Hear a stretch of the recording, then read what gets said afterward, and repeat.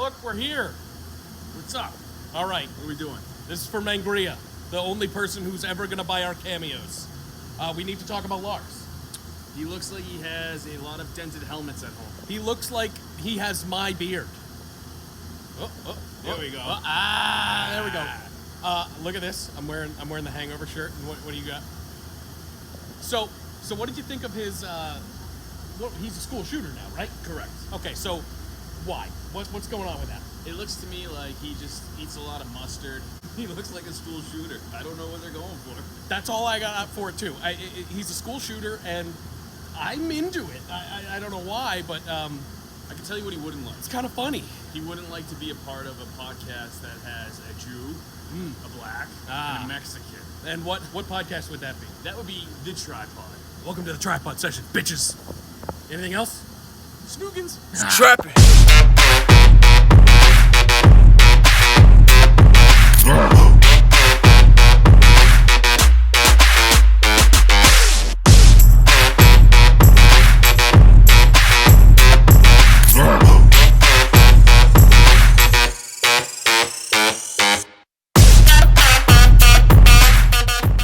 Welcome to the After Party Hangover, and these are the Tripod Sessions.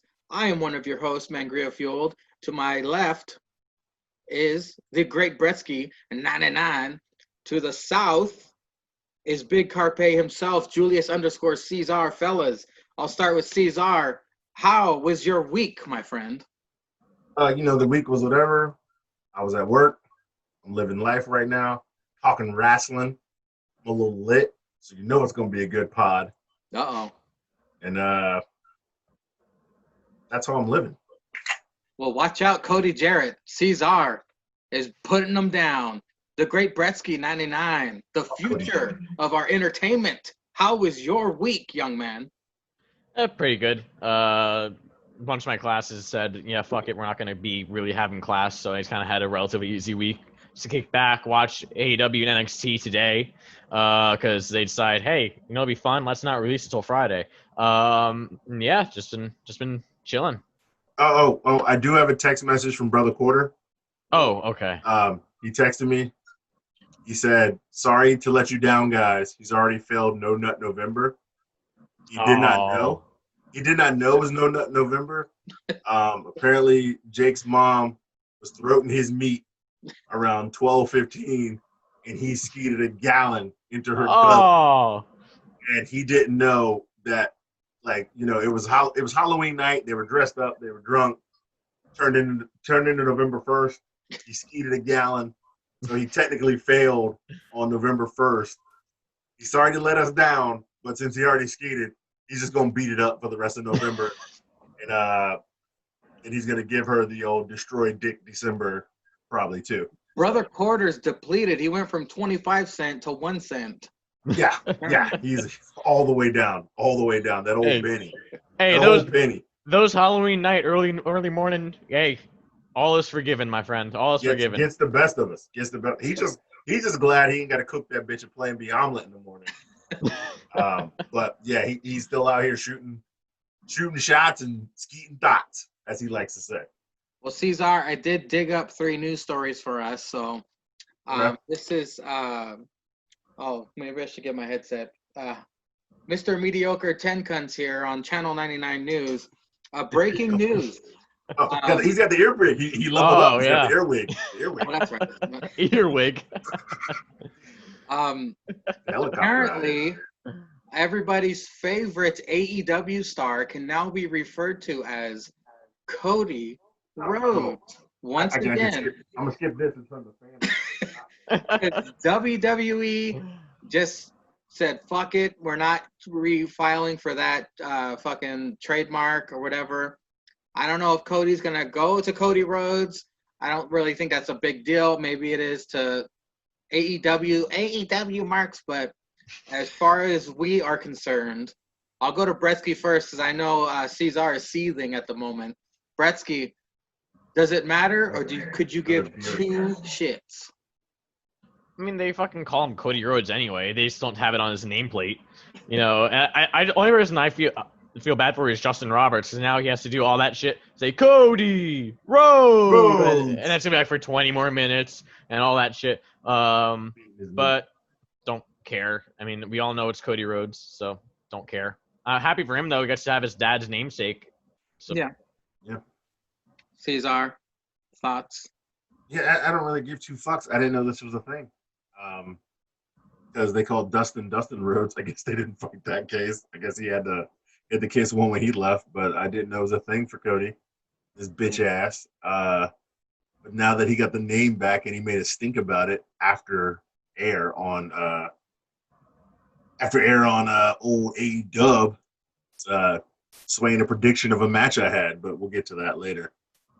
Also in the news, WWE has abandoned the Brock Lesnar trademark, meaning licensing, I guess, for merchandise or whatever. And Brock Lesnar basically has not been in contact with WWE. His contract expired. Where do you think this leads, Bretsky? Do you think this is just a who cares? WWE can have him whenever he wants. Do you think Brock Lesnar's like, I'm done. I'm just going to murder some elk and fuck Sable the rest of my life? Or do you think he could be exploring some options? You know Brock Lesnar is not exploring any fucking options. And he hates New Japan.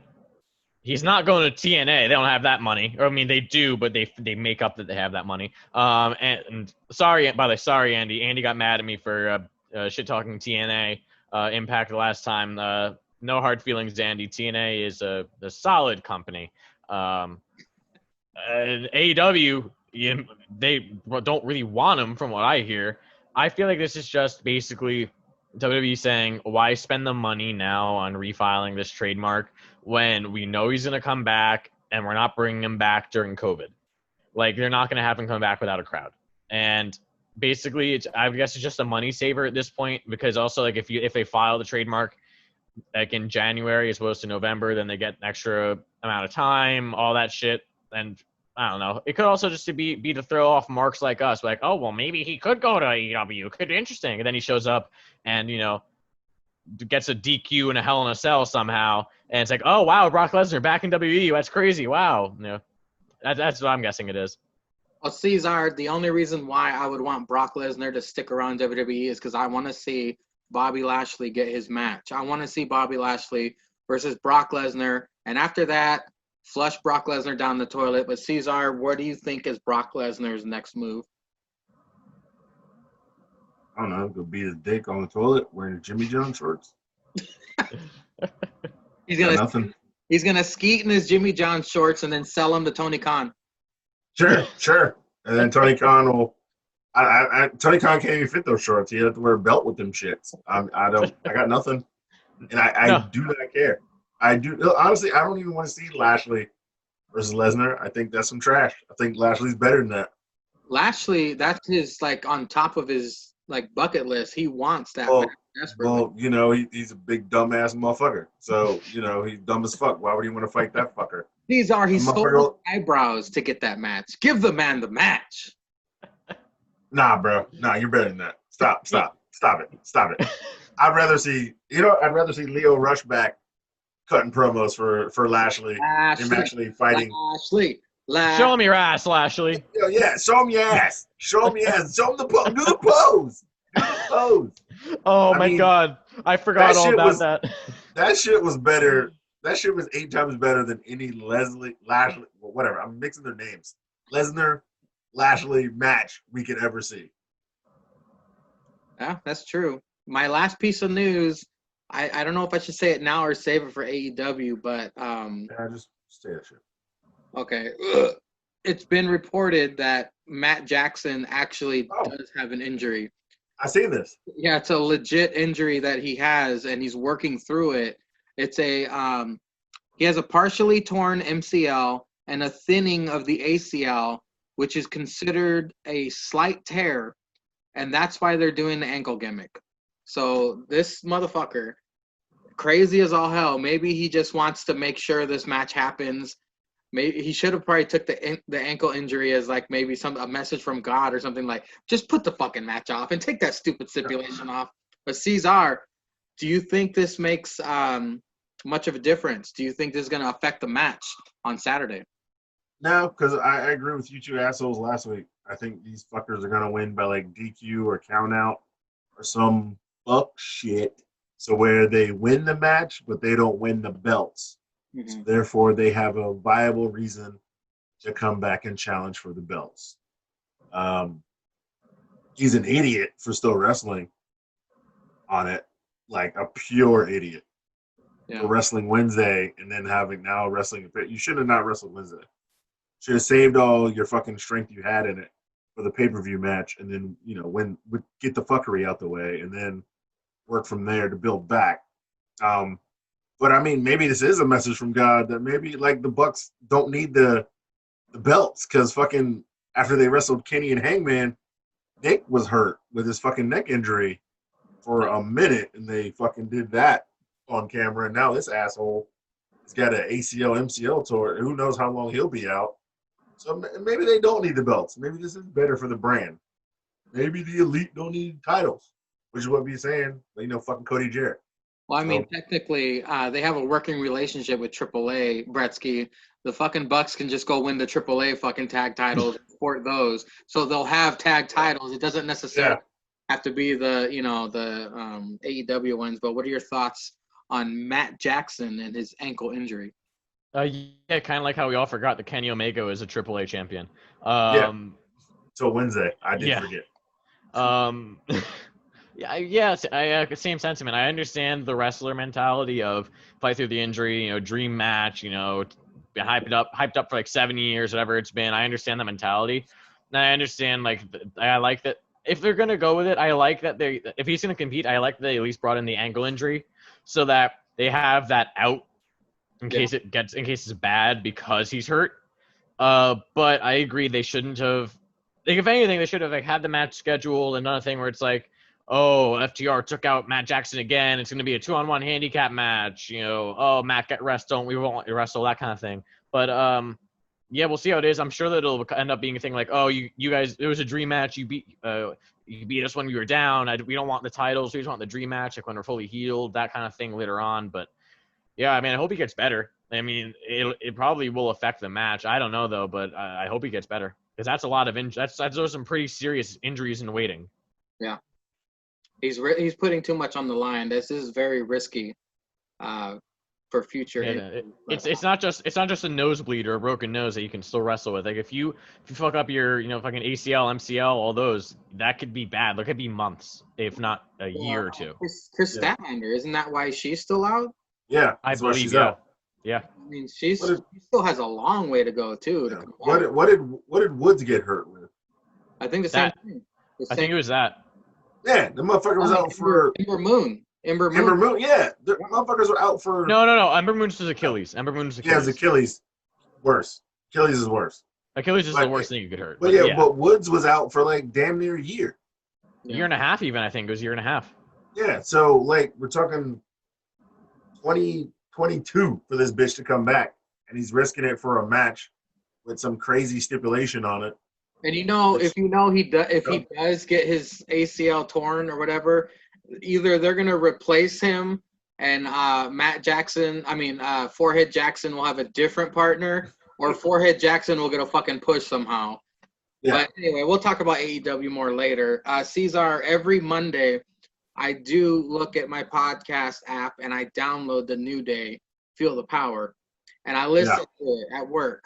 We don't really talk about it in the chat, but this Mondays I listen to it, and the way Big E was acting towards R-Truth, I was like, you know what?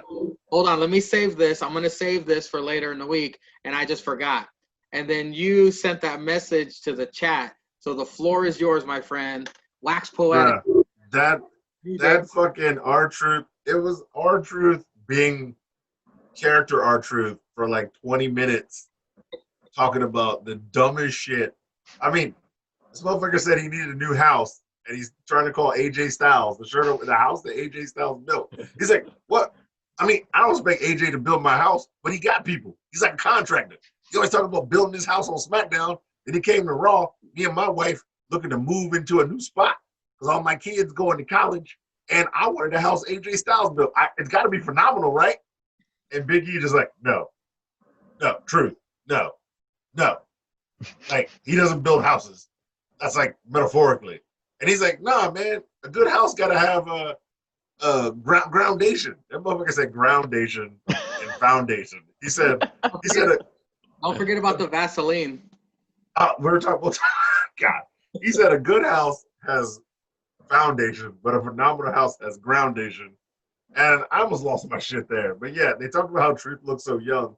And he said, yeah, man, I put Vaseline and lotion together, and I just believe in the Vaseline. So when you believe in Vaseline, it gets your skin soft. And Biggie goes, so what? So what? When you're rubbing it on, you're like, I'm gonna have a good day.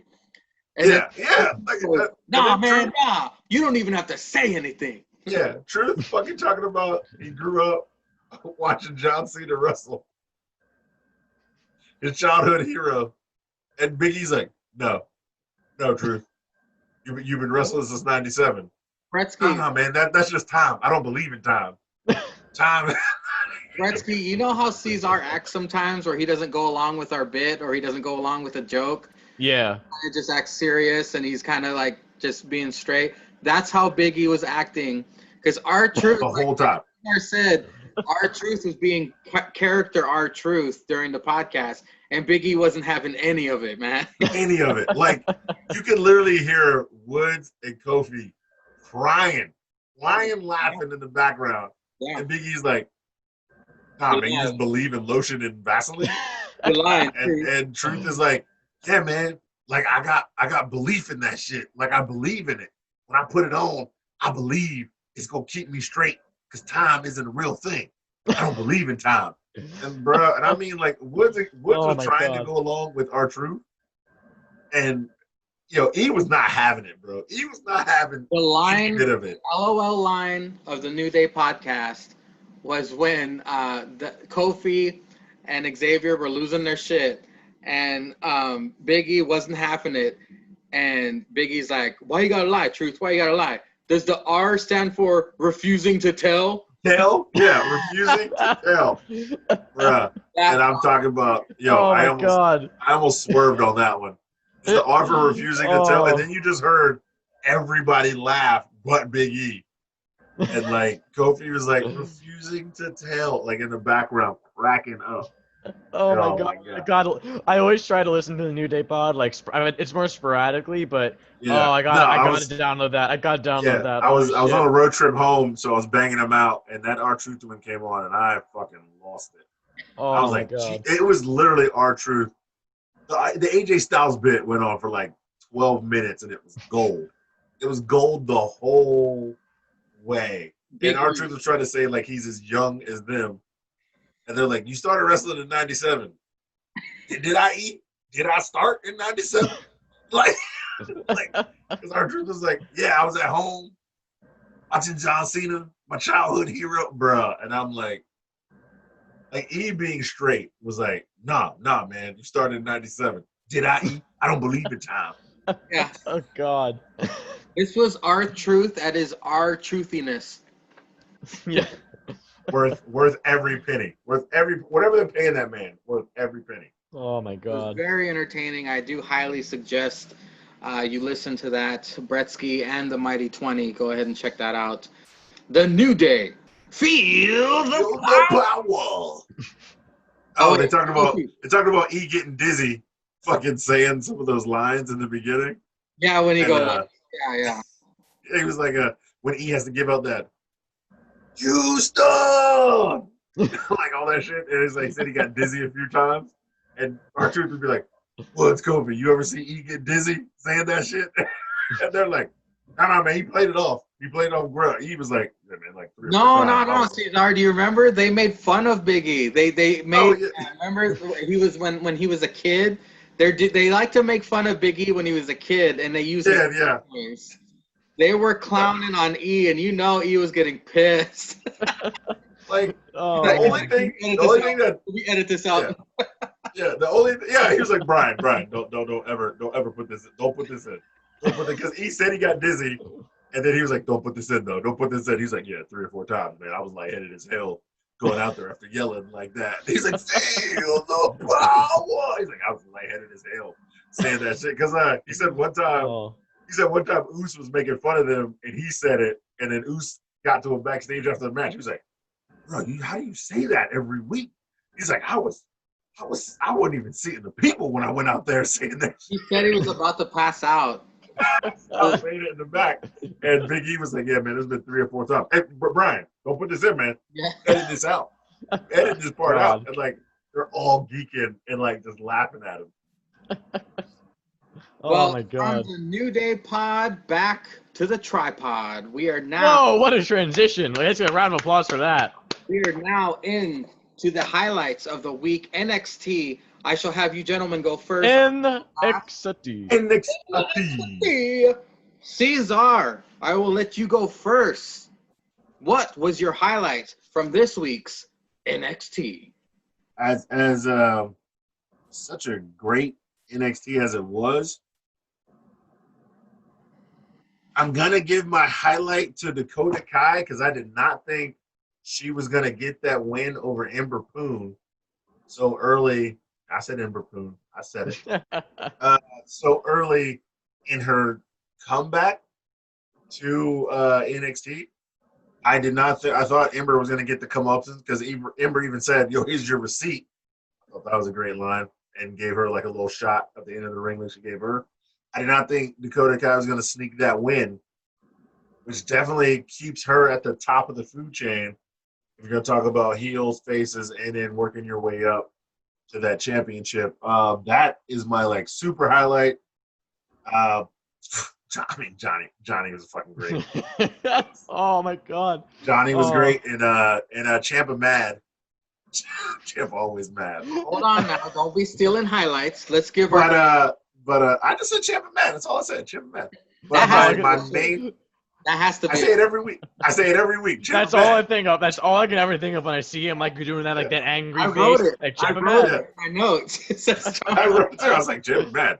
As soon as he came out, I was like, Ciampa mad. But no, I did not think Dakota Kai was going to get this win, which I like. This actually, I think, adds to a legit feud for them to go forward. Not just kind of like, sneak hit you, get a win, and we're like kind of 50-50 on some fuck shit. This is actually a feud because I got a win. I snuck you last week. I got a win the week after. Like, what you going to do, bitch? I'm better than you. You better come get this work. As Jay likes to say in the Hell in a Cell, you're going to get this work. So this was my highlight of the week. Well, for that match, I wrote down Ember Moon versus Dakota Kai with Straight Sonya looking like a roided up J-Lo. I loved Ember in the beginning. She's looking dominant as ever. Mm-hmm. But the way Dakota finally got the upper hand through the turnbuckle, they were in the corner on the apron. That was pretty sweet. Yeah. Dakota was just whooping that ass. Ember was selling like a champ. I loved Ember selling. I also put Dakota's wall butt was very noticeable as Ember nailed the code breaker off the middle turnbuckle. Mm-hmm. Then I wrote, Ember's law is Ember screaming, non-threatening, and throwing fists. I've never believed in Ember Moon's scream. Whenever she comes out and goes, like it doesn't sound threatening. It doesn't sound scary. Yeah. It sounds like a regular girl just doing a half-ass scream, but I digress. Yeah, that's all I got for that. Bretsky, do you have anything to say about the opening match? What season was? Well, my highlight, I'm glad to pick two then because I can be different. My highlight for match was Dakota Kai versus Ember Moon. I think that was the match of NXT, match of the week actually. But it was very tough for me to pick the best match between that and the main event. I think they were both very good. Main event was really good. That main event was really good, but I liked Dakota and Ember just a little bit more. So that was my main highlight. Like I said, I think it built very, very nicely. It started out kind of like feeling out process a little bit. Ember getting some of the upper hand, showing off, like kind of like slow paced. Then all of a sudden, like especially because I don't see the commercials on the network. So it came back from commercial immediately into like a Hurricane Rana. And I'm like, oh shit, we're going fast now. So that I really enjoyed the way they built up the match. Again, super shocked, super pleased, but super shocked that Dakota got the win. And just off of that, I found it very interesting, and I feel like they're doing it on purpose. I'm sure you guys noticed this. The story of Dakota getting mad at Ember was because Ember said she was a stepping stone. Yeah. And what did Tony Storm say about Shotzi Blackheart? The same thing. Same thing. Yeah. I feel like either that, if that was unintentional, that was just stupid. But if it's intentional, which I have an inkling it was, I'm very intrigued to see where that goes. But to deviate, my other highlight of the night, you know I gotta do it, Cesar. You know I gotta do it. Was fine, Cameron Grimes. Oh, not the match. The character work. The match was good though. The match was good. No, the match was good. My God, they used the same fucking ref. Yeah. Ref comes out. Oh my God, when he's like, I'm gonna go for the pin, he's out to win. No. Oh my God. Everything that Cameron Grimes, like, what, just when he thought he was back to normal, gets like back on that shit, like that Xavier Woods, Bray Wyatt shit. And I loved it. You don't see that enough where a story ends. We don't know if it ended, but where like a story kind of like but gets put on pause. You didn't see Loomis at all, but he still was acting shook. From last week, yeah. You really only see that now with the Fiend because like, the Fiend changes people, but it's not with the same story. Like Grimes is still like recovering and has like that PTSD. Oh, when they use the same ref, he's getting scared by everything. He refused to even win because he was scared of the ref. Oh my God, it was great. Don't forget the promo, Bretsky. Remember when he I put fine Cameron Grimes, still a little spooked by last week's match. Tried to play it cool during interview with McKenzie, and the ref came up behind him to tell him his match is next, and he just went, ran off. Running. Oh my God. I love McKenzie going like, oh, so what do you think you lost last week? I didn't lose. What do you mean I lost? There was no pinfall. There was no submission. There was no referee. He was a zombie. I did write down the slip up by Big Dick Vic. Yes. When they both clashed, when they both jumped and clashed in the ring. I think that was a Spanish fly. Yeah. Oh, what? Nope, they both jumped at each other and hit in the middle of the ring. That's like Grimes' signature too. It's like they'll jump and then he'll like just spin it around. Like you can't fuck up the dude's signature. Like fucking Big Dick Vic called it. I think it was a Spanish. I literally wrote. He did Spanish fly. It was Spanish fly. Yeah, I wrote. I think this was a Spanish fly. Wrong, bitch. But I did like that. Kushida got the win. Still building Kushida. He's getting wins. I hope this will lead to somewhere. I don't think it'll lead to the mystery opponent for Johnny next week. No. I kind of wouldn't want that because Kushita's still getting wins right now, and I think Johnny needs to have like a little bit more than a week run at the North American Championship. But I do like that Kushida still got the win, and so they're still building him up there. So although it would be funny if Johnny lost because he said he shouldn't lose. That would be funny. I think it'd be funny because it's a mystery opponent it's either Damian Priest or the fucking dude. Like the fucking it's fucking dude to the mask. Oh, the Scream mask. Oh, yeah, and he pins Johnny. Oh my God. That'd be so because like yeah, you fucking hate wheels. Yeah, stop beating me in fucking like life. I keep helping you out, but you want to beat me in life all week. Oh, and then he pins him in the ring. Oh, no. They were fucking playing life. Oh, I loved it. I mean, the only way I would really laugh is if that guy pinned Johnny, got the title, and it's Austin Theory. Oh, you know what? I mean, again, we're going over everything. Man, do you have a highlight, or was your highlight anything that we said? I'm gonna comment on your highlight, then give mine. The one tiny, a couple tiny details I noticed in my notes were, fine Cameron Grimes did not get an entrance. And is it just me, or was he thicker, fatter, tanner? He looked a little different during this match, I noticed. I don't know if he spent a little too much time, way too much time in the self-tanning booth or something, but he looked a little thicker. I don't know if it's my TV, maybe my eyes. It might have been your TV. I mean, I didn't notice anything. It could have been. I don't know. Maybe he just didn't get a tan last week in the dark-ass house. Maybe he just didn't notice, but he got a little fig bake this week. Maybe he was so traumatized from trying to fuck Loomis's sister, he kept on spooning into Haagen-Dazs at night. Yeah, just. Also, I noticed During a pinfall attempt by Kushida, Cameron Grimes' left shoulder was up the whole time. Kushida was even holding that arm up. The ref still counting. I was like, oh, counted. Yeah. But okay, on to my highlight. Since you guys, I mean, I flipped a coin in my brain, but it's obvious. Tony Storm, Booty Storm versus Shotzi Blackheart minus the tank. Apparently, that was explained later. Also, you guys, did you notice that the women all night wore black and white? Both women's matches, they all wore black and white. Is it some kind of sniz holiday I'm not aware of? Is it women's awareness? No, I think it's Dia de los Muertos. That could be it. But I mean, okay. That could not be it, but then even still, Straight Sonya had a white top and black leather pants. Yeah, so it's crazy. Shotzi botches off the top rope. I hope. Oh yeah. That was a little embarrassing. Tony Storm with a hell of I call it the booty snap. That's where you remember when Rikishi would hit someone and they'd fall down.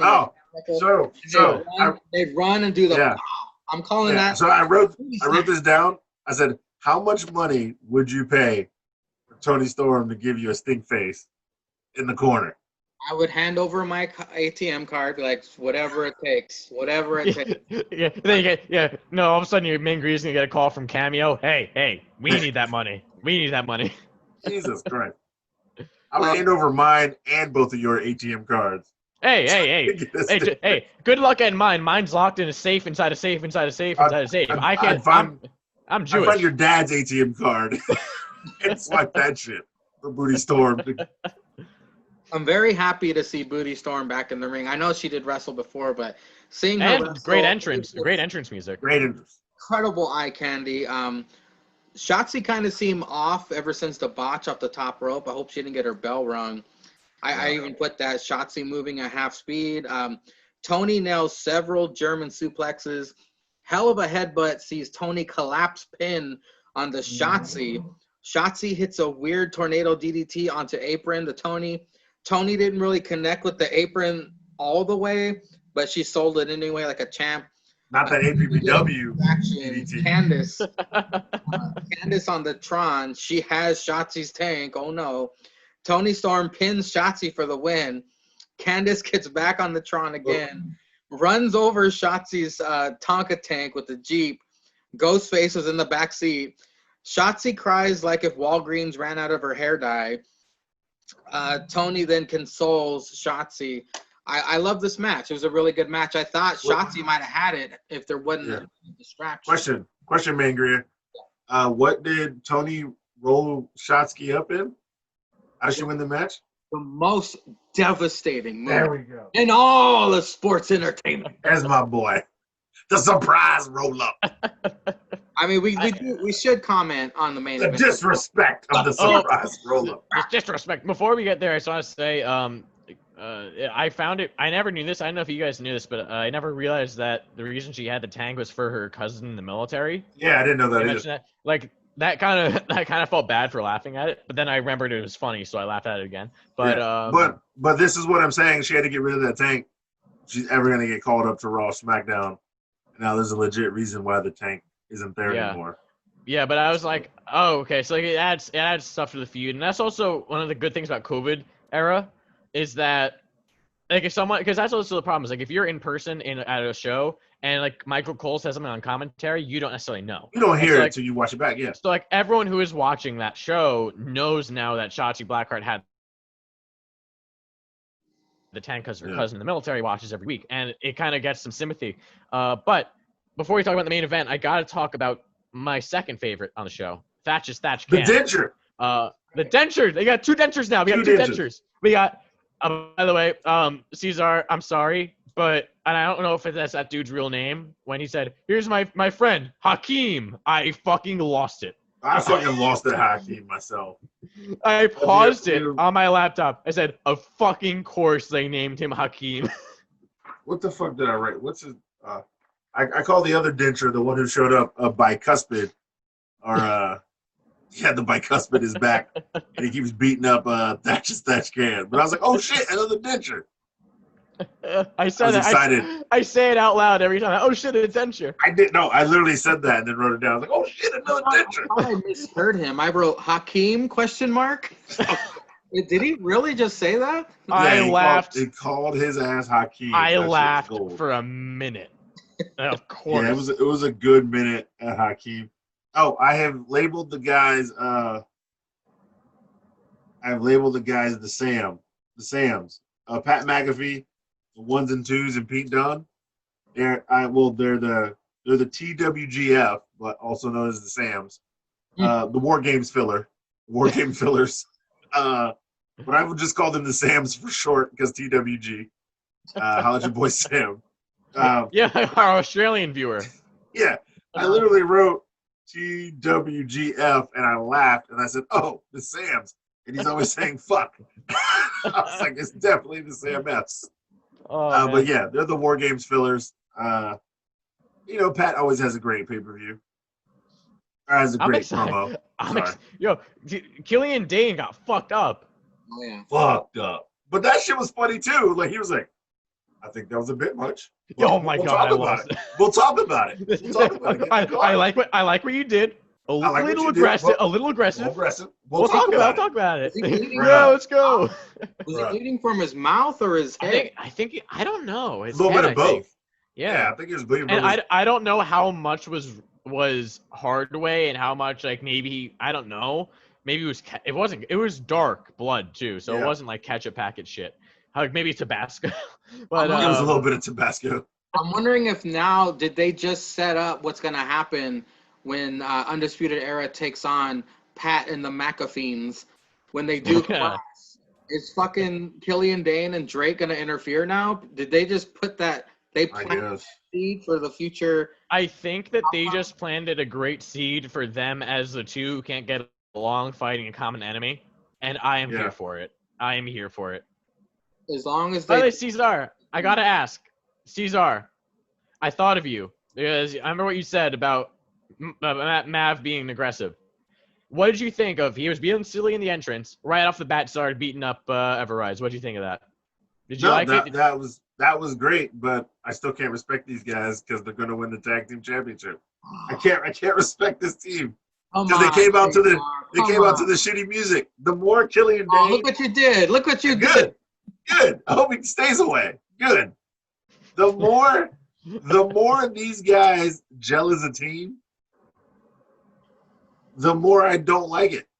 Because I like the fact that Killian was mad and he would beat up Drake. And I kind of like the fact that Killian would let anybody else beat up Drake.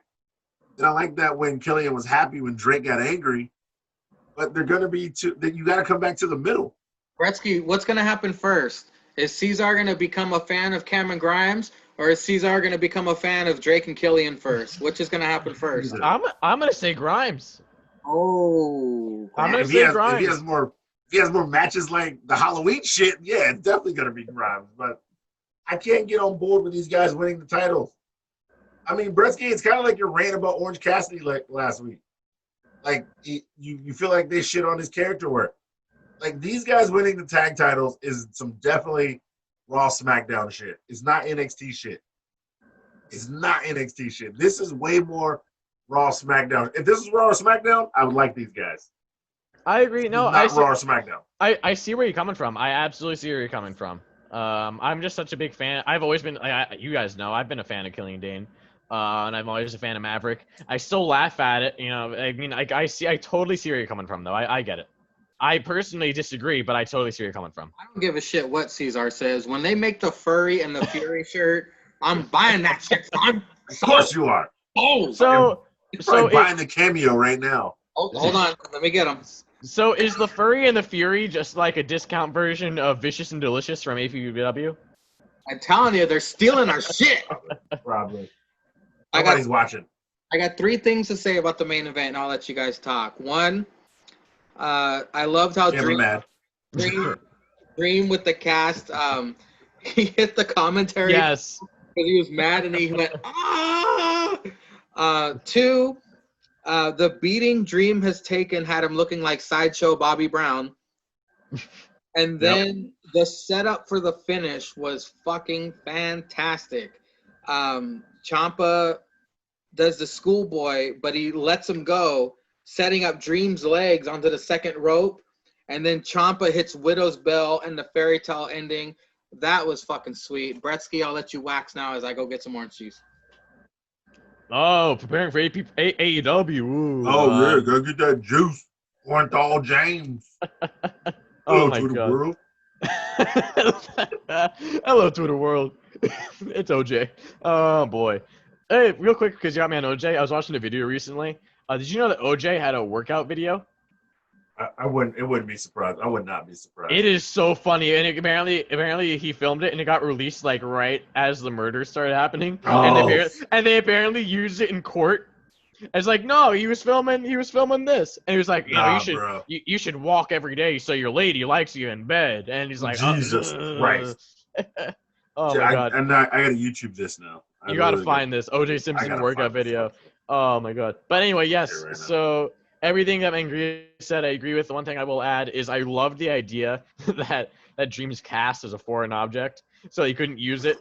And I loved that idea too, like how they brought it into at the end, where he's like, "Oh, here's a chair. Nope, we try to use the cast." And then like that finishing sequence was fucking phenomenal. With the roll up right into the Widow's Bell, and into the whatever the other one is. Fairy tale ending. Fairy tale ending. But yeah, I loved it. Close second for match of the week, to Dakota and Ember for me. But yeah, I love this match a lot. Great main event. These are thoughts on the main event of the main event of NXT. Oh shit! I found the OJ Simpson workout video. Yes. Watching it when we get off air. I'm so watching that. It is so good. Yo, he's in like a Kurt Angle onesie. So Yep. Yo, bro. I digress. Some of the shit he says, you listen and you're like, is this just right around the time the murders? He's like, But I digress. Now remember, everybody, don't lose your head. Don't lose your cool. Work out. Your cool hand. Oh. Hello to the world. My notes are Ciampa mad, of course. One, Ciampa mad. Ciampa always mad. I like Wade Barrett's line is like, Dream using the cast is like a baseball bat, but it's a baseball bat that feels pain. What? Why would he not just use it throughout the whole match? Like, how is this legal? It's a baseball bat, but it feels pain. No, this was a phenomenal match. Like I said, it's free money because we saw what they did at War Games. I mean, it wasn't like that War Games level. It was damn near good. But this was a great, phenomenal match. It deserved a main event. If not this, I don't know if Dakota Kai and Ember deserved the main event, but I don't know what really deserved. This was a great match, though. I loved it. I'm so surprised you guys are praising that match so much. I thought for sure Cesar would have been singing the praises of Ciampa mad because he whooped Velveteen's ass, and we all know what Cesar calls Velveteen. No, I like Velveteen. You know, he's just a coon. You say you're supporting a child molester? Yeah, I'm supporting a coon. You motherfucker. By the way, actually, he's not a coon anymore. He got upgraded to porch monkey earlier this week by the black delegation. God. Oh yeah, God! I said it. What were the votes? 15 to 3. It was close. It was close. We had to call Nevada personally and be like, hey, dog, what y'all got? Coon or porch monkey? And they were like, yo, it's 2 votes to 5 votes, porch monkey, but there's 10 votes that haven't been counted. And I said, fuck y'all. Well, of course, Velveteen has lawyers. So he's going to sue Arizona for their vote. He probably will. He'll probably be back to a coon next week because he's suing. But the porch monkey won the electoral college, the Negro college, if you will, and he's been upgraded. I gotta say though, Ciampa Mad was great. I love Ciampa Mad. Ciampa Mad's always good. Because I was telling you before the podcast. I mean, obviously not getting into any political ideology or anything like that. I'm super into politics. I love talking politics with my friends. Who talk it. And I pay really close attention to like the election and stuff going on in the House and the Senate. And I don't know if you guys have heard of him, Democrat Chris Coons, from Delaware, I believe. And whenever I see him now, I think Velveteen Dream. And I'll see him. He's like, I'll be watching the election. I was watching the election, kicking back with my buddies, and it comes in, like Fox News comes in. It's like, breaking news out of Delaware. Chris Coons, we can call. Chris Coons has won his bid for re-election. I start laughing, and it's like, why are you laughing? Like, what's funny about Chris Coons winning the election? I go, oh, no, you wouldn't get it. Some wrestler. You wouldn't get it. Bretzky's all DREAM. He starts lying down in the center of the congressional ballot. Bretzky runs to the closet, just puts on a purple shirt. And some shades, comes back. Yes. Got his three-eyed shades. Dream over. Dream over. All right, fellas, let us move on to AEW. I'll go first this time. My highlight of this week's Dynamite is, of course, the promo. You're throwing the mic? Yep. Me too. Tony. Yep. Tony Schiavone was in the ring, and he brings out Eddie Kingston and John Moxley. Remember, they cannot touch or the match is off. Eddie takes Tony out. He says, Tony, get out of here. He's nose to nose with Mox. Passionate promo. I'm going to tell my mother this is why you don't have a grandchild. Don't talk about my mother. Don't talk about my mother. And Moxley says, you made a promise to your mother that you can't keep. Eddie says, you're going to have to kill me. This is real. This is real. I don't know if it's the booze talking. I love this. This was great. Right here, this made the whole show for me. Like the whole show was kind of meh, but this right here, I fucking loved it. Cesar, do you have any thoughts on this promo? Every time there's an I Quit match, I look for one thing. You guys know what it is. It's from that goddamn Rock and Mankind I Quit match from back in the day. Somebody says I quit in a weird way in a promo. And I always look for that to somehow somebody's going to cheat, play that shit in the match. Moxley said I quit. That was the last words he said of that promo. And Eddie was not in the ring. Now, I'm not saying he's going to win. But I'm just saying that WWE and me have just been conditioned for so long. I'm like, how's nobody ever repeated that? How has nobody ever repeated that classic? He recorded Mankind saying I quit and then played it over the intercom with the microphone in the face. How is that? We've repeated finishers, storylines, character work, everything in wrestling gets repeated. How has nobody ever repeated that finish? I don't think they would rip off WWE in repeating it, but I always look for it. You know what's weird is they're doing an I Quit match immediately after WWE. Immediately after, yeah. What? Immediately after a championship. I Quit match in how many years, and now they're back to back? Like, what the fuck? Yeah, like from one brand to another over a championship, from one brand to another. And a top title. Yeah, that's what I'm saying. Yeah, it's a championship, heavyweight championship title with a guy who you don't think will win against a guy who you know is going to carry it for a while. And it's an I Quit match. And with two guys, they keep saying, well, I don't think Roman or Jay, I don't think any one will quit. They're not going to quit. There's too much pride on the line. I don't think John or Eddie will quit. There's too much pride on the line. They're hardcore dudes. They're conditioned. It's an I Quit match. Sassafras, barbecue sauce. Well, thick women. Thick women, yeah. He's got a lot of meat on them bones. He got a lot of meat on them bones. Goddamn, I say, boy. That's a low center of gravity, Excalibur. Gravity right there. We will talk more about this during predictions, but Bretzky, did you have any notes or thoughts on that promo? Oh, just like Cesar said, and you said that, this is my highlight, this promo. I love this. I mean, I disagree with Andy on this, because Andy said in our chat that anyone could walk in and they'd be more believable than Eddie Kingston. I disagree. I love Eddie Kingston. I think that Eddie Kingston is perfect, because I'm thinking back, like, I would rather see, I would believe Eddie Kingston winning an I Quit match more than most people because of the story and because of the way that his character, the way he delivers. As much of a character as he is, like whether he blurs the line between reality and character, I can imagine him winning an I Quit match easily.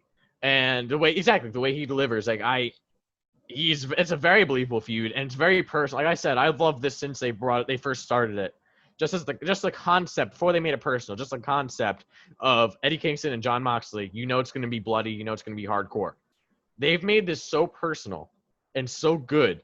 Like I don't even care that they were coming at right after the other I Quit match. I thought of that as well. And I am so excited. Like you said, Mox at the end saying I quit. I don't mind. That's one of the things. I don't mind if they repeat it. I don't mind if they redo it as long as they make it some kind of original twist. Because, I mean, it was good. It was really good, and it hasn't been done in a while. So I'm very intrigued to see this. This is one of the reasons that I cannot wait until it comes out on YouTube, because I am so excited for this match. Well, Cesar, like we always say, when you're best friends with someone, it's gonna be you can up that brutality because they trust each other that much more. So I 100% agree with you guys. Eddie Kingston can pull this off. I'll be right back. I do have more thoughts on this that I will bring up later during. Oh no, I got plenty of thoughts on this, and it's just like it's like you said though. Like I really don't even want to fact check this to see if they really are friends. But the way they are delivering these promos, and the way Eddie Kingston, man, like we seen it on BTE where they're like, "Hey Eddie, cut a promo on this. Hey Eddie, cut a promo on that." Like the sad part is, I see that every week, and I'm like, "Man, this dude can just cut a mean ass promo about anything." And I'm like, "Wait," but it's not clicking to me. Like, wait, does he really know this motherfucker? Did he really meet in the Indies? Just seeing Eddie's expression on his face when Mox was like, when I used to eat at your guys' dinner table with your mom, and I made your mom a promise, and you don't you talk about my mother. Don't you bring my mother into this. Yeah. Eddie's face. It's like, oh my God, they're going to kill each other. Dude, and then, like, Eddie was like, yeah, I met Mox in the Indies. He was supposed to bring us all to the land of entertainers when he went, and he didn't deliver. So I had to be something I'm not. I had to turn into this I'm not. That's not you, Eddie. I don't care about that, Eddie. I had to be something I'm not just to win the championship. I'm like, yeah, man. I like that. I like that New York twang you put on Eddie's impression. Oh, you got to, my guy. My guy, you got to put the Tim boots on, my guy. You polish that impression. If you're doing an Eddie Kingston, my guy, you got to put the New York in it, my guy. Hey, what the fuck? What the fuck? Yeah, you gotta put it in there, my guy. You're supposed to bring me to the entertainers, John. You didn't bring me, motherfucker. My guy. Like I said, the only guy that I really will never mind taking shots at WWE is Eddie Kingston. He's got free reign.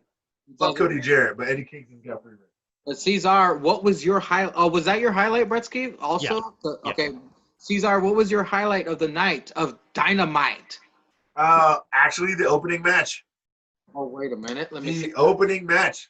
Yeah, flip back in your notes, bitch. Yeah, that was definitely the second best in my opinion. If I choose a match, that was the second best thing on the card. It was the open. Oh, you know what? I will shout out that. Remember, I actually said on the podcast that when Bucks won, how Private Party his shoulders weren't down for the 3 count, and they brought that up, which is why they were wrestling. No, I think it was dumb. Matt Jackson was wrestling. I like the fact that they actually saw that on tape, and somebody brought that up. So I mean, that's a side note. That's like highlight B because I called that shit. But highlight 1 was definitely Wardlow and MJF versus Ortiz and Sammy Guevara.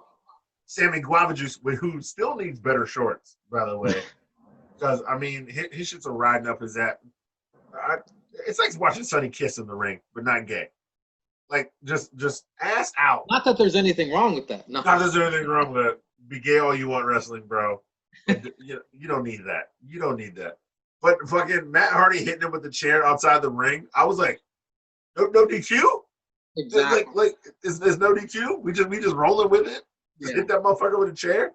Like Matt Hardy in a match, just hit him with a chair? I did like how Sammy was like, Matt Hardy went for the high five, and Sammy flicked him off, and then he hit him with a chair. No DQ. Then he came out later. No, that match was great. They both teams had great tag team chemistry. And then the tackle to Jericho while he was on commentary at the desk, and Jericho's smiling about it. That did some great. I think it's gonna be great shit on. I'm like you. I got my hopes high for Sunday. The way certain people delivered, Today I got hopes high for Saturday. Sorry, I keep thinking of something. I know. Talk about WWE. It's today.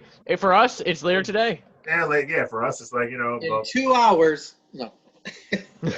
But no, this was my highlight of the week. It was a great pay-per-view. Oh, they actually shouted out Morrow. They said it was almost a malfunction at the junction. And they both shouted out. Yeah. Jericho said it, and JR said it because it was almost something with MJF and Wardlow. And Jericho said it was almost a malfunction at the junction. He's like, shout out my man Morrow Manila, and then JR was like, oh yeah, he's classic for saying that. And man, I missed that guy. So I thought that was good. You know what that match made me excited for? Sammy is a face. That match made me care about Sammy. That was a face performance from Sammy. And I loved every minute of it. I am very excited to see, because I bet you he'll end up fighting MJF and then Jericho, one of those things. But I am very, very excited for a Sammy face turn. I feel like this could be the biggest break that Sammy gets, is MJF joining Inner Circle, because it can put him up. I think everyone always says, like, oh, he's like a young Eddie, that stuff. And, like, you haven't really seen a lot of it. He's been great in Inner Circle. He definitely has the in-ring skill. He's still super young. This could be a real proving ground for him. If he turns babyface and his face run is like this match, then he is going to be a superstar. What you just said right now, Bretsky, about Sammy being face in this kind of just made me future book. Like, let's just say MJF does beat Jericho and join the Inner Circle. What if MJF and Jericho get buddy and buddy? Oh, that's what's gonna happen. Sammy keeps disrespecting MJF. The disrespect. That future books okay, MJF and Sammy go up to Jericho and they're like, all right, fine, you have to choose. It's either me or Sammy stays in the Inner Circle, and that'll lead to a match between MJF and Sammy. Sammy full face, MJF heel, and that will be Sammy's way out of the Inner Circle, so he can be full face. Maybe, I don't know. That just what you said got me thinking. I still honestly think if MJF gets in, he's kicking out Jericho and Hagar. And keeping Sammy. Hagar? Yeah, and keeping Sammy. Because he has Wardlow. They don't need two of those guys in the group.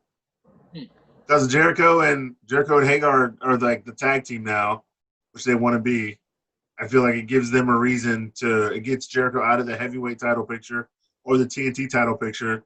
It gets them a tag team. And then you can even have Jericho and Hagar versus Santana and Ortiz later down the road.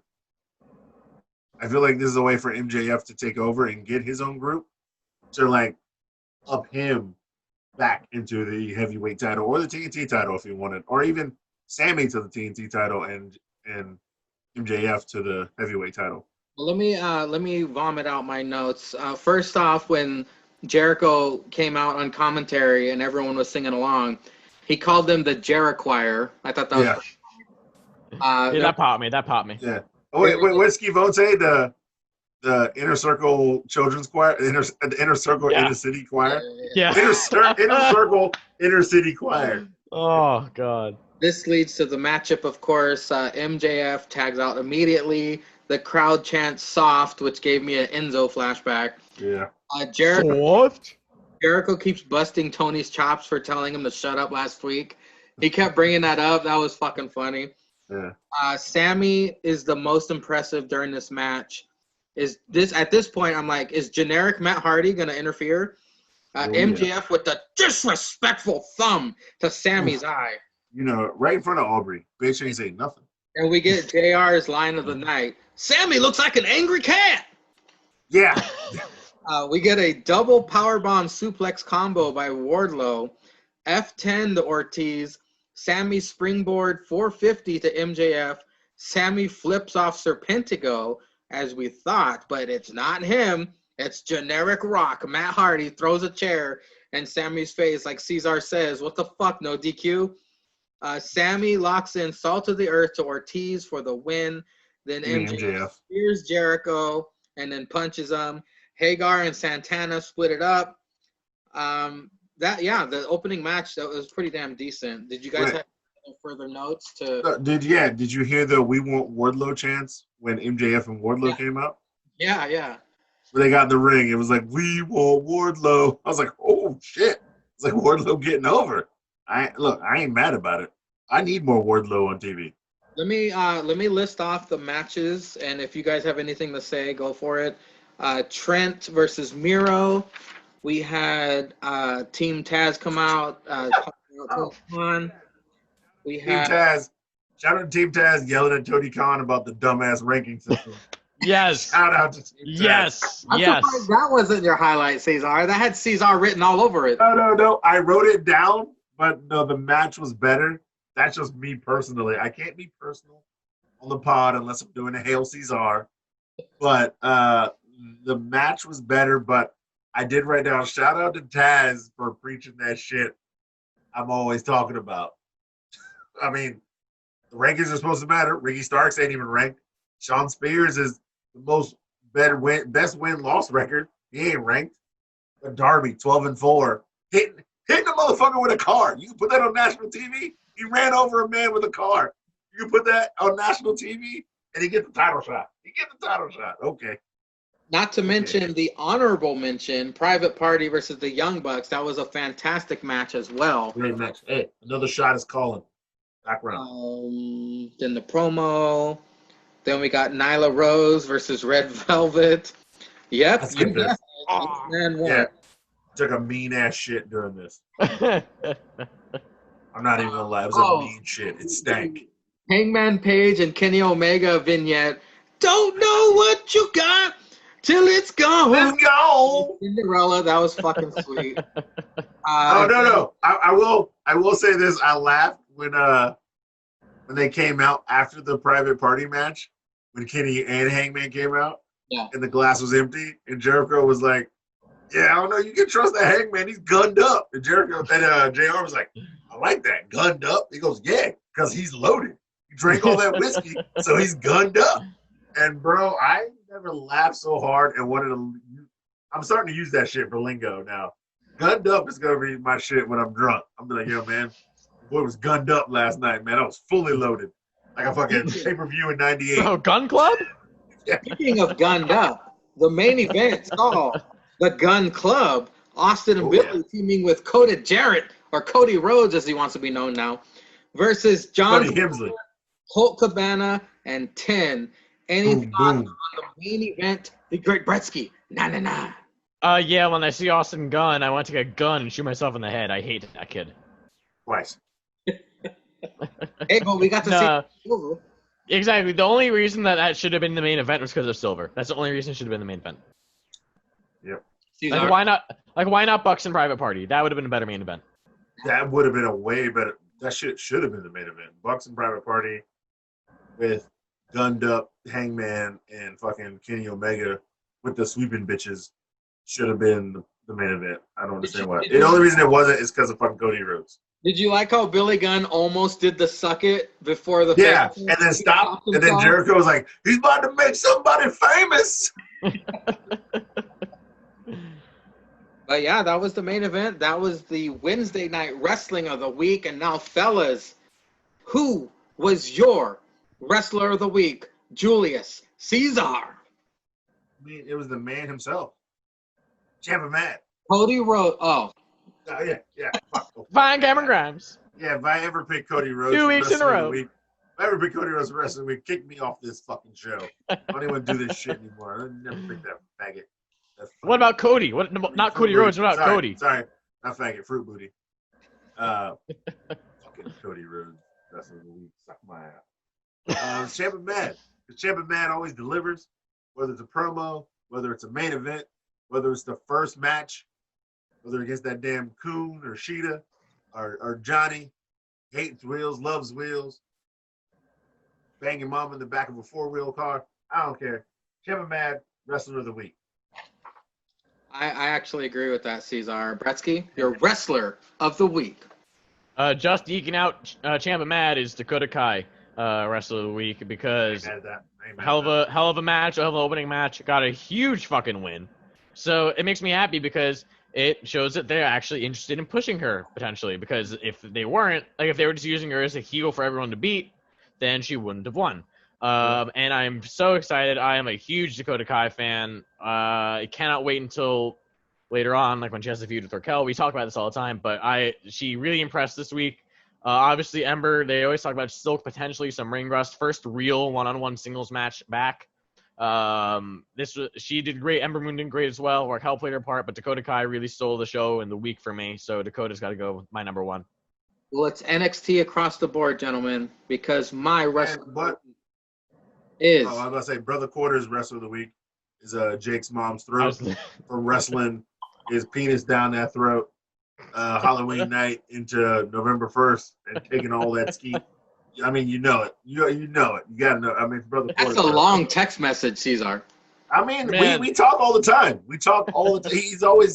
He keeps calling you Sangria. I don't know why. He's always like, tell that son of a bitch Sangria that I miss being on the pod and I need more time to promote my book. I don't even know how you got a book deal. I still don't know how you got a book deal. This is weird. Shades of Jake's mom. Who knows, man? I just got a text. In this book? I just got a text from a number. It says it's from 696-969-6969. Oh, okay. Oh, this is Brother Quarter. Okay. He said, tell the tripod that Jake's mom takes a great quarter pounding. See? That's what I'm saying. He's just out here, man, in the streets. I don't know how he's catching flights. It's Rona out here. He's still catching flights. He's banging old bitches. His phone number would have had a 25 in there somewhere.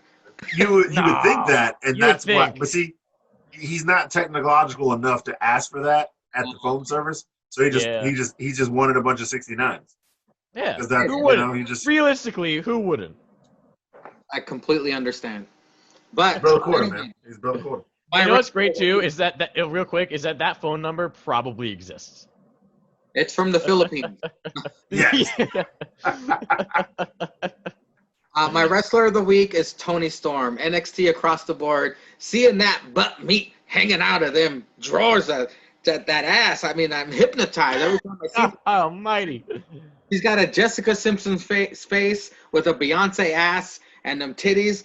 My God, hey, don't disrespect her. Don't with the disrespect. It's not Beyonce ass. It's a Shakira ass. Get your Latinas right. She's got Beyonce thighs. She's got Beyonce thighs and hips, and Shakira ass. Seeing Tony Storm wrestle again in the ring is fantastic. I'm very excited to see her a part of the NXT American division. Just elevating it. Her and Shotzi had a hell of a matchup. I loved it. Shotzi, she's coming into her own, but Tony, I mean, you can't outshine that booty. You cannot outshine that booty. You cannot. Especially when she's. Cannot. Sorry. I'm gonna have to pause the cast and go. Oh, hi, Miss Mangria. I'm gonna have to pause the cast and go take care of myself. But I'll be back in 5 seconds. I'll be back. We need to take care of the AEW Full Gear predictions. The matches listed in no particular order, well, except for this one because they said it's on the buy-in. Do you want to count the pre-show? Yeah. Serena Deeb versus Allison Kay? Yeah, I don't really care. I don't care. The bitch with the title is gonna win. How about that? Yeah, they're not. I said it in the chat. They're booking the NWA Women's Division better than the AEW Women's Division. But facts, big facts. That title's been defended more in the last month. Yeah, and I care more. I care more about seeing Serena Deeb than I do about any of them. But yeah, no. I mean, are we all unanimous that they're not going to have an NWA Women's title change on AEW buy-in? No, they would not. The disrespect. Yeah, that would be some disrespect. Across the board. Up next, I just put this Orange Cassidy versus John Silver Bretsky. Who is going over? Our favorite John. Oh wait, do you like John Silver better than Orange Cassidy? Yeah, I do. Okay, good.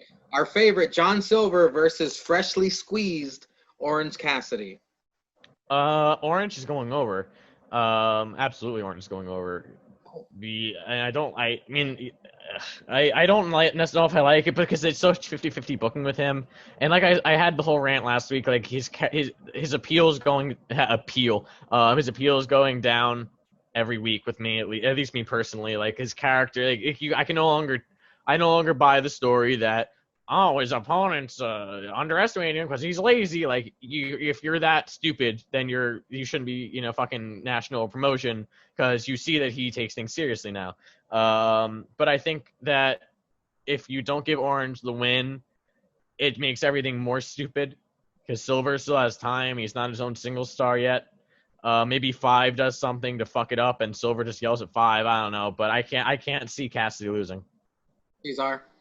Yeah, I mean, Cassidy's gonna win. Let's just be honest. He should win. Yeah, Like Chris Jericho has like 5 losses in AEW, and 2 of them are to Orange Cassidy. So let's really be honest. How the mighty have fallen. My God, Orange Cassidy went from like a featured match from All Out with Jericho, now all the way down. I'm guessing to the buy-in, but he's on the pay-per-view. The best friends aren't. He's on the pay-per-view. Orange Cassidy versus John Silver. Since I've won the past 3 predictions, fuck it, I'm going for John Silver. I love the guy. He's Mr. BTE. I'm falling on the sword. I'm sticking with my boy, John Silver, somehow. What a way to flex that he won the last 3 predictions. What a nice flex, man. Way to flex. Wow, And wow. Did you guys see the BTE, the latest one? Yep. No, I did. I was hoping I'd be back in time to watch it before the podcast. The what did they call it? Spanglish. What are you talking about? The Spanglish feud? English feud. Fucking John Silver. Oh man. Oh my God, John Silver and Anna Jay stole that. Yeah.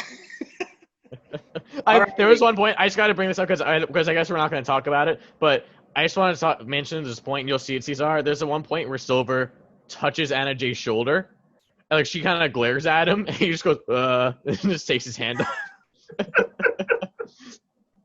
Les Champions. Chris Le Jericho Champion. versus MJF. If MJF wins, he is in the inner circle. Cesar, who takes it? Who do you got? Some MJF fuck shit or Jericho for the victory? I mean, it's got to be MJF fuck shit. Like, Jericho set this up just for MJF fuck shit.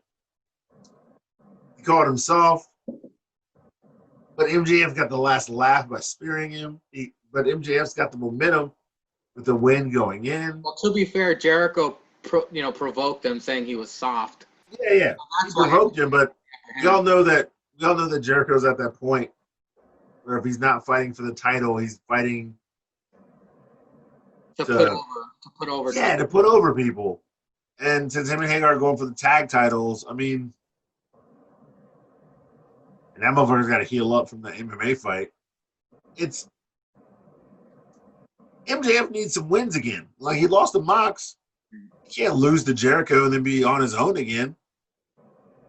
If he, I don't know, because then I can see that he barely loses just to keep Jericho up there with that record of being like super good. But he lost to Orange Cassidy. Look what the Rams have done to him, Bretsky. They poisoned his brain. I can't fucking think, bro. I can't think. I can't even future book. One thing I can future book is... Hey, this is where Brother Quarter would have came in handy. Yeah, so it's where he would have came in. But no, I would have needed him on other matches too. Like, the only way I can future book is if he loses, but he puts up such good of a fight that Jericho invites him in, which upsets the other members, which is why MJF can take over and kick him out. But you know what? Fuck it. I'm going with the salt of the earth. I'm going with my guy. Going with my guy in his fucking scarf. Burberry. Yeah, that's that hood shit. Go with the Burberry hood scarf. MJF gets in, takes over the inner circle, calls him, I don't know, the circle jerks or something. I don't know. The Great Bretsky 99. What say you? Well, are you ready for a bold prediction? Yeah, go ahead, man. Okay. Jericho beats MJF due to Wardlow saying, fuck it, fuck you, MJF, and turning on MJF. I think this is where Wardlow splits with MJF because of the shit. MJF is like, oh, well, if Wardlow wins the title, I win the title because it's in his contract, all that stuff. Wardlow like, getting the chance on AEW, on Dynamite. I think this is where Wardlow splits. Maybe it's a thing where Wardlow gets to join the Inner Circle. Like they worked out a deal with Jericho. Maybe Wardlow just splits on his own. I don't know. But maybe Wardlow splits. Sorry to interrupt you, but have you guys noticed this whole fucking thing has been about MJF joining the Inner Circle? They have not once mentioned, oh, Wardlow can join too. Well, No, no, but- they did. but- They have. well, They have. yeah. MJF has said he's MJF like, tweeted about it. He yeah, tweeted MJF's about like, it. yeah, he's Yeah. like, well, wherever I go, Wardlow goes. He's under contract. So Yeah. But, MJF, somebody asked it. Somebody was like, yo, I'm a reporter for something, and I want to ask a question. If you join the Inner Circle, what happens to Wardlow? And he goes, bitch, me and Wardlow. He's like, me and Wardlow are a package deal. If you were any good at a reporter, you would know that. yeah, Because wherever I go, and then MJF like proceeds to just bury this guy on Twitter. And but MJF said wherever he goes, the War Dog goes. Okay, sorry. Package deal. yeah. I think this is where Wardlow splits. I think Wardlow goes on a face turn. Maybe I don't know. I don't know where it goes, but I do think this is where they split them up. So your vote is for Jericho. Jericho, yeah. Oh, okay. Wow, it's split. Wait. Here's what I got to say about this. If we're gonna get specialized in the betting, No, we're I not. say We're not. no, wait, we're wait, not. but- No, Cesar. We're Come not on, doing this man. again. We're not No, no. doing this again. We're no, not I was doing gonna this give you again. props. I was gonna give you props, but never mind. Maybe I'll keep my vote to myself. I would say you can have Jericho win, but if it's really Wardlow that causes Jericho to win, I would say you get 2 points for that because you specialized it. No. But if you would have gone a tangent, if you would have gone a random tangent, then that's fine. I appreciate it, Cesar. I know we got each other's backs. I know, you were 2 times the guest that Mangria was on the faux pod. I know we got each other's backs. But Cesar. I will respectfully take the 1 point if Jericho wins. Okay. Cesar, heads, Jericho or MJF? Heads MJF because he's got a bigger ego. Heads, MJF. Oh, Jericho. Did they land on tails? Jericho. Lands on tails? Wow. The lone wolf? Ow! All right. Baron Corbin. Jericho it is. So let's move on. Don't tell Sam. Don't tell Sam. The most unpredictable match on the card. I have no fucking clue what's going to happen. Every time these guys fight, they almost murder each other. The Elite Oh. Deletion. Matt Hardy. Oh yeah. Oh yeah. Rock Matt Hardy versus Sammy Guava Juice, Sammy Guevara. Don't make me do it. Don't make me do it. Gretzky? My God. What the fuck's going to happen? Who's winning? What's gonna happen is What's gonna what's happening is they're gonna both get killed, and then all of a sudden their votes are gonna magically show up in Nevada. I respect it. I respect it. or Michigan. But yes, so maybe I even think Georgia. Maybe even Georgia. Georgia, Pennsylvania, Wisconsin, North Carolina, what? Arizona, Michigan. Oh my God. Write-in votes for Michigan. Yeah. But anyway, yes. I think that again, this goes off of my last pick. I think that Sammy wins, but Sammy is then so fed up with like Jericho. Maybe Sammy leaves the Inner Circle later, and then it's like, listen, Matt Hardy, you put up a hell of a fight. I know you've been asking, like you've been saying Jericho's bad for me, whatever. I want to learn from you, and then maybe that sets up that partnership. But I think that Sammy goes over with this match. Bold prediction by the great Bretsky. Cesar, what say you, brother? I'm going the reverse. I'm going Sammy loses. Oh. MJF wins. And this is what has him fed up with the Inner Circle, that maybe he leaves or he is done with the Jericho for a while. So I'm Hardy. Yeah, I'm picking Hardy. Same result as Bretsky said. Like, this is what either Sammy trying to kick Jericho out the Inner Circle or Sammy leaving the Inner Circle. But I'm saying Sammy loses again to Matt Hardy, which I think it will be dumb. But he keeps losing to Matt Hardy. It's like the 4th time in a row. So maybe he will get a win. But yeah, I'm going dumb shit on this one. I got mixed thoughts about this one because I honestly don't know, but I mean Bretsky's explanation was so good. I have to go reverse, just so just for controversy. I mean, I gotta go like same result, but different thing. I think Jericho loses and Sammy loses, and this is what causes the Jericho-Sammy rift. I'm thinking, okay, these are my mixed thoughts. I have 50-50 here. On one hand, I believe that Matt Hardy wants to put over future talent. Therefore, I'm thinking, well, okay, then Sammy's going to win because Matt Hardy really just wants to put over future talent. He wants the future of the business secure. However, I'm thinking AEW doesn't want fucking Rebby getting on a fucking Twitter. All this motherfuckers. Like they don't want the Rebby Hurricane on Twitter. So I'm thinking, okay, they'll give it to Matt Hardy because that motherfucker almost died the last time these fucking assholes fought. Yeah. Fuck. But the sad part is what an elite deletion match is. We don't even fucking know what that is. So that's what the sad part is Matt Hardy is newer than Sammy Guevara, so he needs to win for his dumbass record for the fucking rankings, which AEW cares about. The scenario that Bretsky laid out, Bretsky's future booking this, which is also great. Like it's all these thoughts in my head. Cesar, whose heads? Matt Hardy or Sammy? Whose heads? Hold on. Hardy, H-A-R, yeah. Hardy's got an H in it with heads. So Hardy's heads, Sammy's tail. Because Sammy's ass is always out in his short. So Sammy's definitely tail. Well, Hardy's head is a part that got fucked up last time, so he should be heads. That too. Hardy's head, Sammy's ass is out, so he's tails. Hardy's heads, Hardy. Alrighty. I'm not mad at any of these coin flips, though. I'm really not mad. I seriously can't fucking decide. I'm really not mad. You know what'd be funny is if it turns out that Serena Deeb loses and if one of us picks the other person, we'd win. Like it comes down to that match. If it comes down we're all tied to Serena Deeb and then she loses, I would fucking shoot myself. Remember, I wrote these in no particular order. So up next are the tournament finals. Kenny Omega versus Hangman Page. Bretsky. No, Cesar, I'll go with you first, man. We've been waiting for this fucking match for how many months? We finally get it at Full Gear. How does this end?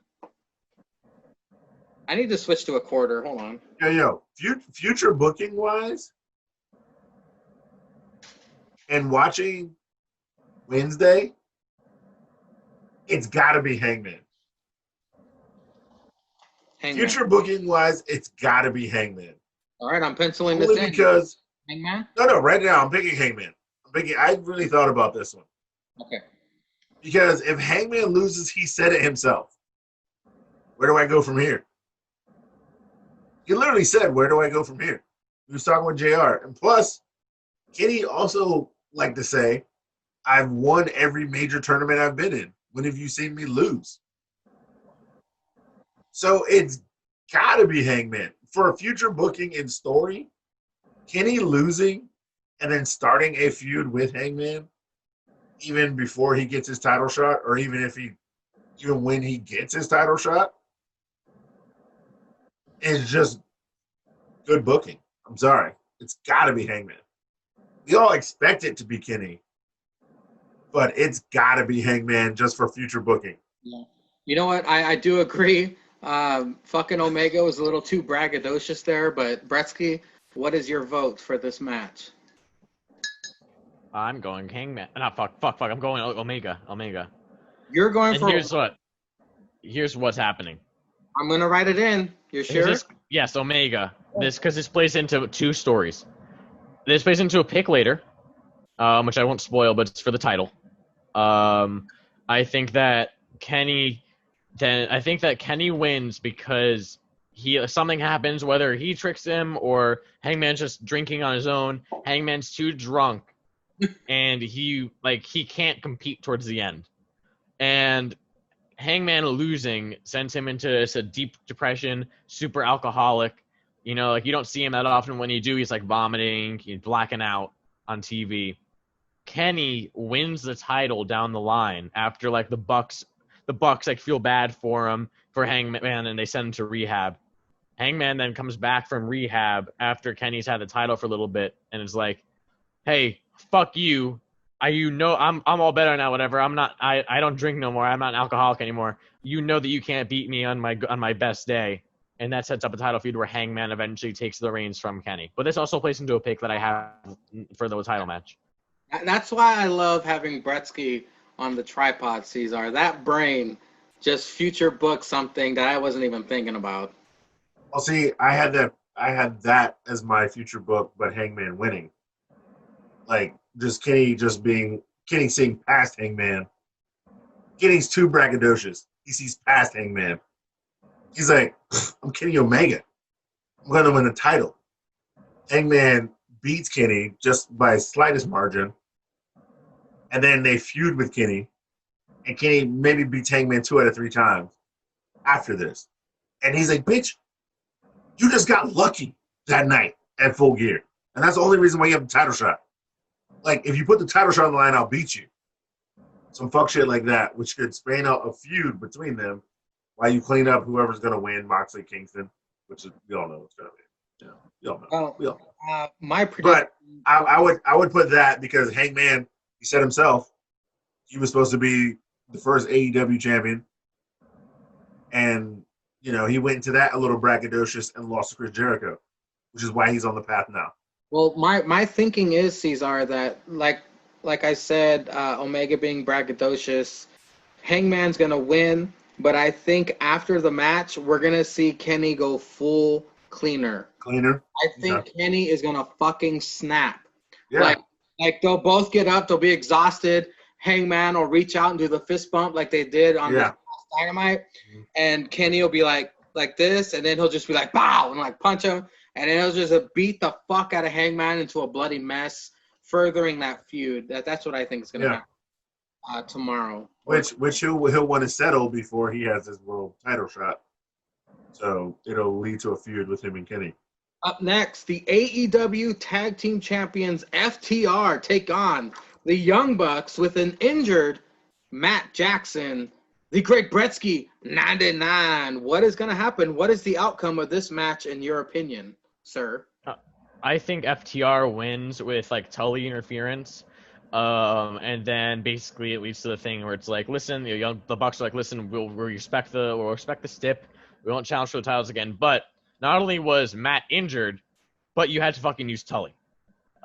So you guys can't beat us. And that leads to like a non-title shit, all that, whatever. But I think FTR does win. And whether it's that or something else, I think FTR just wins in some way, shape, or form. But that's my personal thinking. Okay. Cesar, thoughts? So my thoughts were that the Bucks were going to win on some fuck shit, like a count out or a DQ. Somewhere where FTR keeps the titles, but the Bucks get the win. So therefore, the stip gets nullified. With this motherfucker being injured, puts a ring. I don't know. It literally puts a wrinkle that they might just lose. When they do come back, they'll be like, they'll just beat everybody. They do come back full strength. They'll beat everybody. It's like Bretsky said, yeah, we won't challenge for it, but we're still going to be. We're still the best tag team in AEW, but we just won't challenge you for the title. We don't need to. We're the best. We know we're the best tag team, and we don't need the belt to prove that. So it'll lead to some dumb shit where FTR will challenge them, because the stipulation is they can never challenge for it, but FTR could challenge them.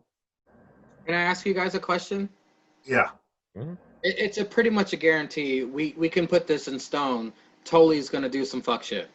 Yeah, of course. My question to you fellas, who interferes on behalf of the Bucks? Could we see a BTE tie-in and see fucking Brandon Cutler come down and try to help the Bucks? Or do you think nobody will help the Bucks? I think nobody, because they're injured. I think if they really weren't injured and this was a work, yes. But then there again, motherfucker's really injured, so. Bretsky? I'm calling a Sean Spears run-in. Fuck it. On behalf of the FTR? Yeah, but Tully. Why not? He comes down and kicks that motherfucker in the ankle. And then, he comes down. Black glove and punches him. He uses the black glove with the metal shit in it and punches that motherfucker in the ankle while he's on the apron. And FTR wins. FTR is leaving with the belts. That's all I know. Well, Bresky, do you think anyone would help the Bucks? No, I think it's just gonna be them, realistically. Well, let me give my stupid ass prediction here. Oh wait, Cesar, what was your official pick? Fuck it, I'm gonna take FTR. Here, Okay. okay. Take FTR. Okay, let me give my stupid ass prediction of the night. This is Mangria's stupid ass prediction of the night. Of the night. This is what I think's gonna happen. You should put signage and shit like over the Hold fucking on. screen and say like that. No, I'm gonna say this. It's gonna be possibly the greatest tag team match we've ever seen because the Young Bucks are gonna be fighting as faces, and we're gonna have so much sympathy for Matt and his injured ankle. We're gonna be rooting for Forehead Jackson to carry the team. I think Young Bucks win the tag team championships. However, I think Bacon? We get our first bacon? the following week on Dynamite, I think FTR is going to be like, oh, you can't do that again. You can't do that again. You got lucky. And I think FTR is going to fucking win them immediately back. And then they beat the holy fuck out of the Young Bucks so bad that they go away for a while. So I'm going to... You're already predicting a two-time tag team champions? The Young Bucks will win. Up next, Cesar's favorite, Cody Rhodes, Jarrett Hurst Helmsley, There we go. champion, versus Darby Allin, who hits people with cars and jumps off bridges. Cesar, how do you see this playing out? Here's a problem with this.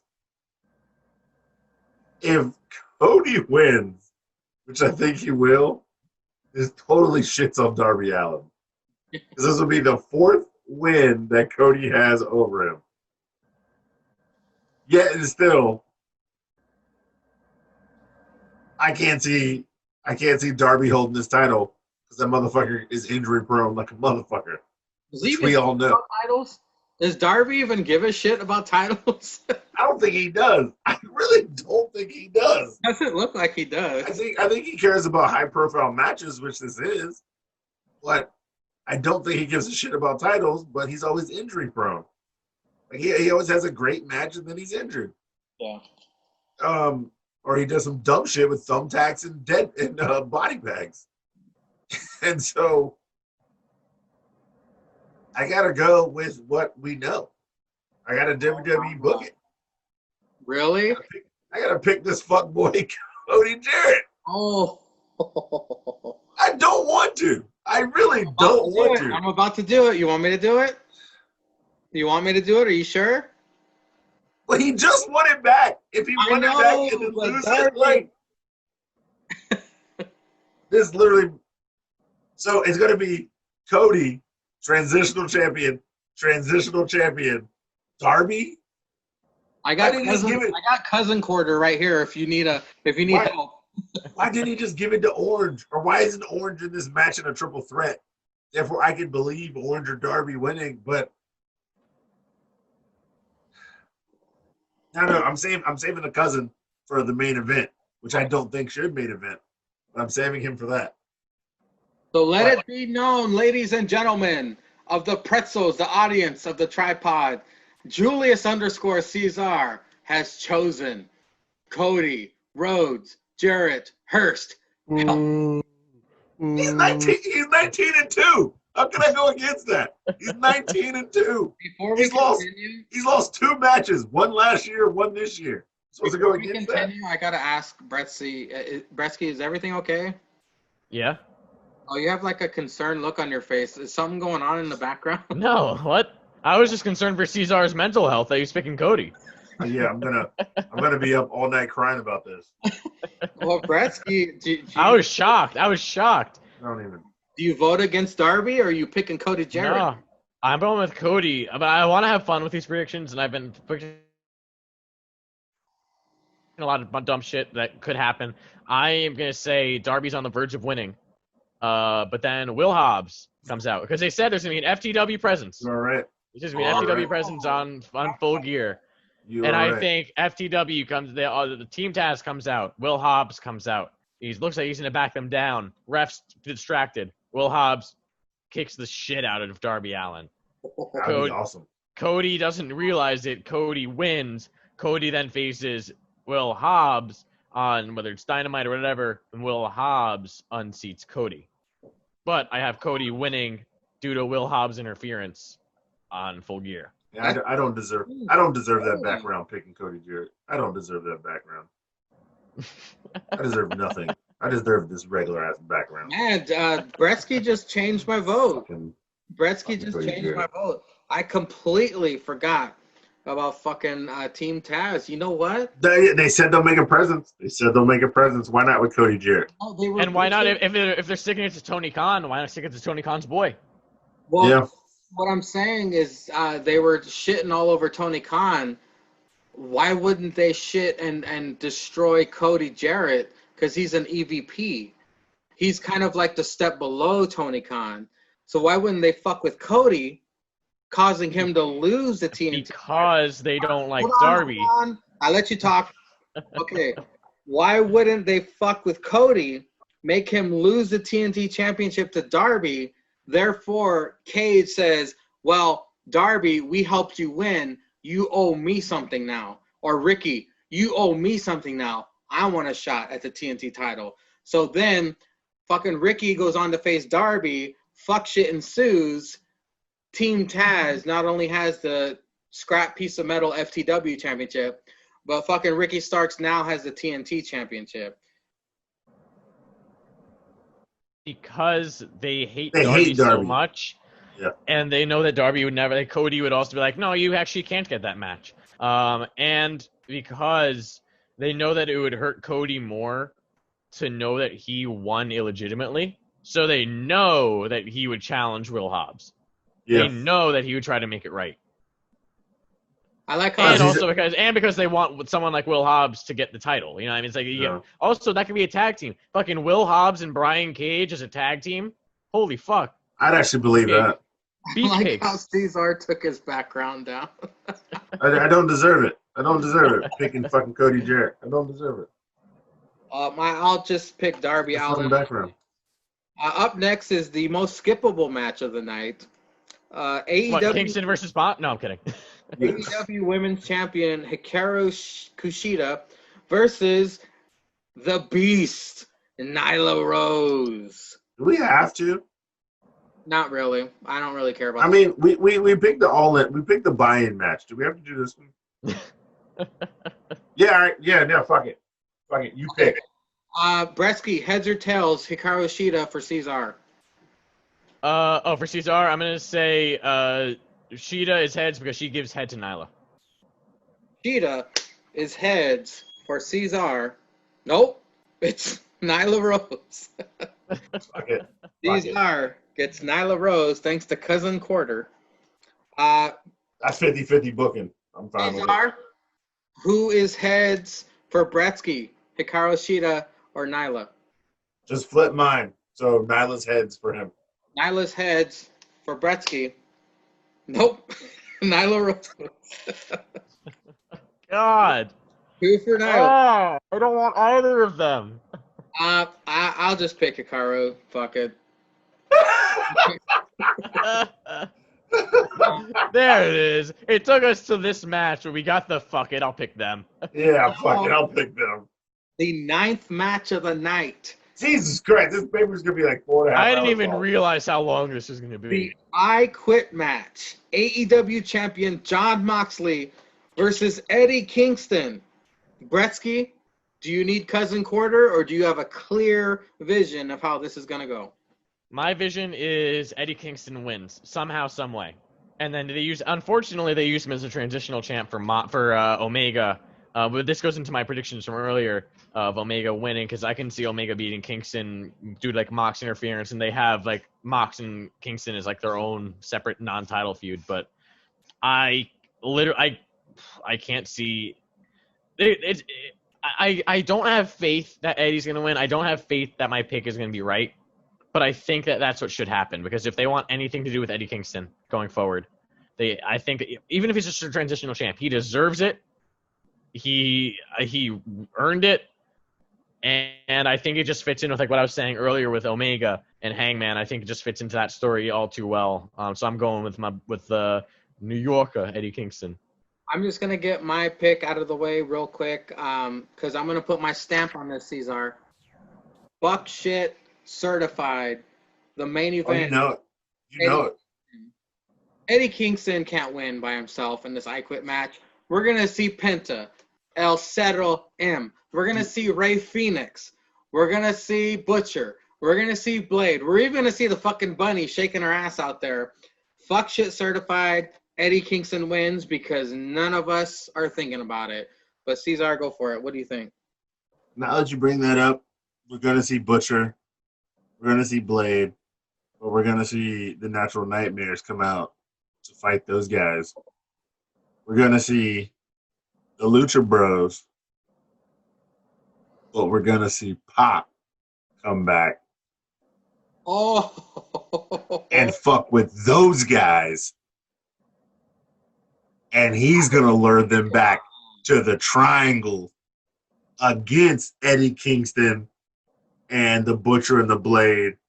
And that's why Eddie Kingston's gonna lose, because they're not taking the championship off of PWR #1 wrestler of the year, John Moxley. He didn't do that justice, Cesar. Yeah! Moxley! He's fucking winning. But I would love the way I booked it to where Natural Nightmares take out Butcher and the Blade. So Kingston fucking around, figuring it out again. Moxley comes back. Then both of them come up. Rose, metal, cracker shit, Spanish, lawnmower. You hear Pac's music hit, and they're like, "Oh shit, he back, he back!" And you see Kingston even light up. What the fuck, this cracker? And then Kingston getting in Pac's face. Kingston in Pac's face talking some shit, and then Pac lays his bitch ass out, and then him and Moxley back into it.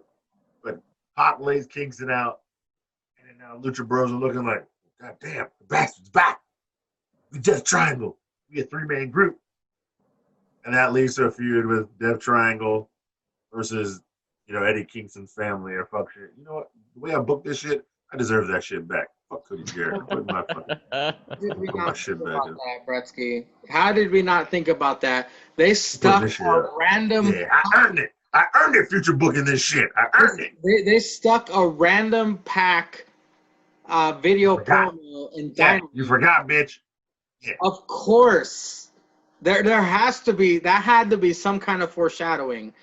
Pac coming back. That rhymed. I didn't mean to, but Pac coming back. I did. Zeus Pac. Pac again. Pac is back. So Bastard Cesar- again. Cesar is John Moxley, right? Yeah. Yeah, come on. This crack ain't losing. He's #1 wrestler right now. He's not losing. Come on.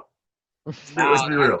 That's gonna be Let's be real. As much as I like how Gretzky booked it, we as a collective have voted against John Moxley. like these last, we voted against him since when? Brody? Yeah, since Brody. There's no way they would make Mr. Brody Lee lose. Yo, Mr. Brody Lee. No, wait. Sorry. Excuse me. Murder Hawk is not losing. No, wait. NBL. Wait. First of all, excuse me. The Machine Brian Cage. That's right, yeah. Then NBL, then Murder Hawk, then fucking MJF, then Murder Hawk again, and now Eddie Kingston. Hey guys, if this was WWE during the Moxley Kingston match, Eddie Kingston's mom would come out in curlers with a fucking rolling pin and hit Moxley and a taco, and hit him with the fucking sandal. And she would hit Moxley with the sandal. Bobby Lashley's sisters would come out. That's fucking WWE. Oh, God. Dude. Let's do the fun part, guys. Let's do the fun part now. Let's do prop bets. These will count for 1 point, but it's up to our fantastical brains What do we want to see? I actually Oh, never mind. I was going to say something with Nyla. I don't want to see that. no. I want my main event to happen. Like he wants to say something already. So Cesar. Yeah, no. I actually want my main event to happen. I want Pac to come out. Okay, so Pac return. Pac returns during the main event and either takes out Lucha Bros. No. It's just Pac return. Yeah, fine. I'll take that. Pac returns. Pac returns. Bretsky? Yeah, you got me thinking when you said that BTE and like Brandon Cutler. So I'm gonna say Brandon Cutler comes out and turns heel on the Bucks. Nice. It doesn't mesh with my prediction at all. But I'm gonna say Brandon Cutler comes out and turns heel on the Bucks. I just put Cutler heel. I'll put that for Bretsky. Champa mad, Cutler heel. Champa mad, Cutler heel. Chicken cutlet. I was just gonna say cutlet. You know what I'm thinking about now? What if Cutlet comes out during the Kenny Hangman shit, and we learn that Kenny is the one who wrote that shit in the pumpkin? Yes. On BTE against Hangman, and that's what fuels Hangman to beat Kenny. That could be. That would be awesome. What if it was Cutlet? And then Hangman just gets mad at Cutlet. I'm sorry. I listened to the pod today on my road trip. So Zanka said Cutlet like twice because fucking Jake was like, I love how Brandon Cutler's a videographer, and Zanka was like, I'm so hungry. I'll let her with chicken cutlet. Whoa, man. What do you got, Mangria? This motherfucker cooking, man. He in the lab. What are you cooking, meth? Okay. Breaking Bad over there? Okay, I got it. There we go. You did some math. Mangria math. I want my prop bet for the Elite Deletion match. We get a cameo from Maxwell Hardy, the firstborn son of Matt Hardy. We get a King Maxwell? Yes. The firstborn Hardy boy.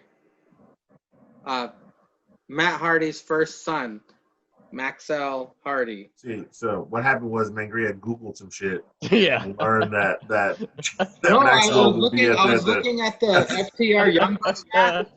I was looking at the FTR Young Bucks match, and I was like, what could happen? And then Bretsky picked Cutler Hill. I was like, fuck. Okay, then I looked down below that. Kenny Omega versus Hangman. I was like, eh. Then I was like, Elite Deletion. So much unpredictable shit could happen. That's true. Senor Benjamin. That's a Hardy compound. So I'll just say Hardy's son shows up and does something stupid or says something cute, and everyone goes, "Oh." Fuck! I should have picked Brody Lee comes back and helps Darby win the championship from Cody. It's MBL. MBL. Sorry, MBL. Mr. Brody Lee, MBL. I should have picked that because that'd have been a great comeback. Him come back and fucking make Cody lose to Darby. That would have been a great comeback. Do you want? I could change it. No, I still like my Pac theory. Okay. Well, let me just go over BTE because I did take some fucking notes. I'll just do the Cliff Note version. The first 5 to 10 minutes of BTE was about Brandon Cutler's redemption. Like they showed him losing every. Yeah, he got to win. Yeah. It was he had 25 losses, two ties. Two ties. First win was, of course, against the Librarian. Eddie Kingston tries to play Gator golf. He misses, and he backs up into a TV. Everyone starts laughing at him. No, he got it. He got the Gator golf in. Oh, he did? Yeah, he got it in. Yeah, then he almost knocked over the monitor. These are the finale for the BTE Championship. Is going to be a triple threat. Gator golf. Yeah, I knew it was triple threat. So it's John Silver. Jackson, our boy, John Silver, and Trent. I was going to say SRA people friends. Yeah. The best friends. Then we get Fuego and Sammy. This was kind of funny. Fuego and Sammy Guevara backstage. Sammy wants to get Fuego back in the tournament. They see Matt Jackson limping in the background. He goes, "Oh, hey, guys." And they go, "Oh, yeah, hey." And then Sammy goes, "Fuck that piece of shit. If you take him out, you're back in the tournament." And Fuego goes, No, he's the EVP. And then they smash cut to Sammy. He threw his shoe and it accidentally hit Cage. And Cage grabs Fuego, puts him up against the wall. Fuego goes, no, I got both my shoes on. It was him. And they smash cut to Sammy, and Sammy goes, oh fuck, run. And he takes off running. Then the Spanglish feud was the ending of that BTE. Nice. The Latinos, they just grabbed every Mexican they had in the fucking locker room. Yeah. Latinos versus the Dark Order. It's a Family Feud spoof. Of course, the host is that weird guy who's in the Dark Order. He gives the edge to the Dark Order. They win everything. For some reason, 5 was rubbing 10's abs. Yeah. Like rubbing him was hella homoerotic. Very, very sensually, just like staring at them. I saw a YouTube clip. It said every homoerotic thing John Silver done on BT. Yeah, I got that same thing. It was like a 8-minute long video, and I was like, Jesus Christ! I was like, how many BTEs did this person go through? Bretsky, I think you'll agree the line of BTE this week was from Anna Jay. Because is this the Marco stunt? Hold on, the Spanglish feud question. What's the best way to recruit people to a cult? Anna Jay's answer, threaten to give their phone number to Marco Stunt. Was it number 1? No, it was like number 3. Oh, there was some good shit in there. It's like, who is Austin Powers afraid of? And fucking Dasha Fuentes is like, Dr. Evil. They're like, nope. And then Evil goes, Dr. Evil. It's like, yep. That was number 1. Yeah. Yeah, I think nice. I think fucking Stu Grace it's like got to Silver. And it's like, what is Austin Powers afraid of? Well, definitely not Stu Grayson. And then it's like, Stu Grayson on the board. Every answer that the Dark Order said was up on the board. On the board? Yeah. Nice. Becky, who the fuck was that weird dude in a wig that was representing? That was that guy. That was the guy. That's the same dude in a fucking robe. Okay. That was the host. Oh, it was? Yeah. I didn't even recognize him. He answered everything correctly because they said, did they say what's Cody Rhodes' diet regimen or something? Yeah, what's his diet? What's his favorite meals? And it's like fucking Frosty at Wendy's. He said something about a salad with no raisins, and then you hear he ate Silver. Fuck the raisins. No, I think it was Santana. He goes, fuck raisins. Fucking funny. The Latinos win the Family Feud, and Anna Jay shoves Stu, don't call me Dick Grayson, on the ground. And they go, you deserve that. And Stu gets up, he goes, yeah, I deserve that, because he's afraid of Anna Jay. And Jay. I like how Stu will fight anybody except Anna Jay. It just doesn't seem. I wouldn't fight Anna Jay. I'm not fighting Anna Jay, but it seems like everybody just doesn't, like, everybody else is just along for the ride. They just don't. She's always in the background, but like Stu is just always mad. And then like you'd think John Silver and them would just be more afraid when she's around, but they're just acting like idiots. And she just pays them no mind. But when Stu gets mad, she's like, "So you got a problem?" No, ma'am. I'm just saying, like, stuff's going on. Watch anything of Being the Elite this week. Just catch the last 10 minutes. Spanglish feud was worth the. Oh no, I'm gonna watch the whole thing probably like as soon as we hang up. But like, I mean, don't forget the OJ workout. Yeah, OJ workout. I gotta watch OJ first, and then I gotta watch.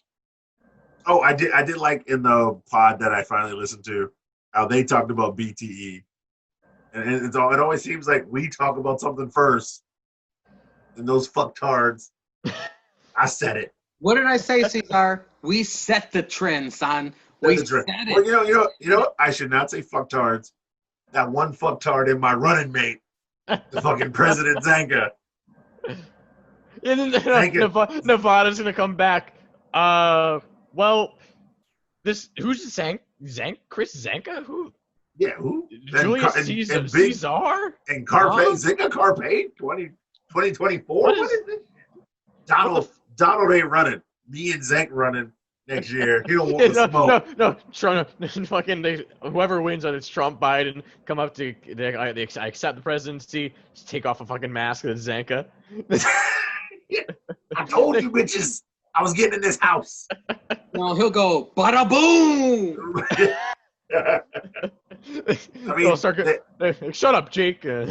Yeah, they're already taking our organ plan, which is like, cocaine is just decriminalized, but across America. You know how there's slogans like "Yes, we can" or "Believe in the future" or something, and behind it'll say Zanka Caesar 2024. The slogan: "Shut up, Jake." It would. And the sad part is, we'd still get in on that slogan. We canceling Jake, this guy, and just have a picture of him. Oh, I gotta vote him in. I gotta vote him in. We made it. We made it through another tripod of the week. It is now time for the plugs. Julius Caesar, what do you got to plug? I got to plug this Instagram because apparently Instagram thinks I'm halfway an influencer.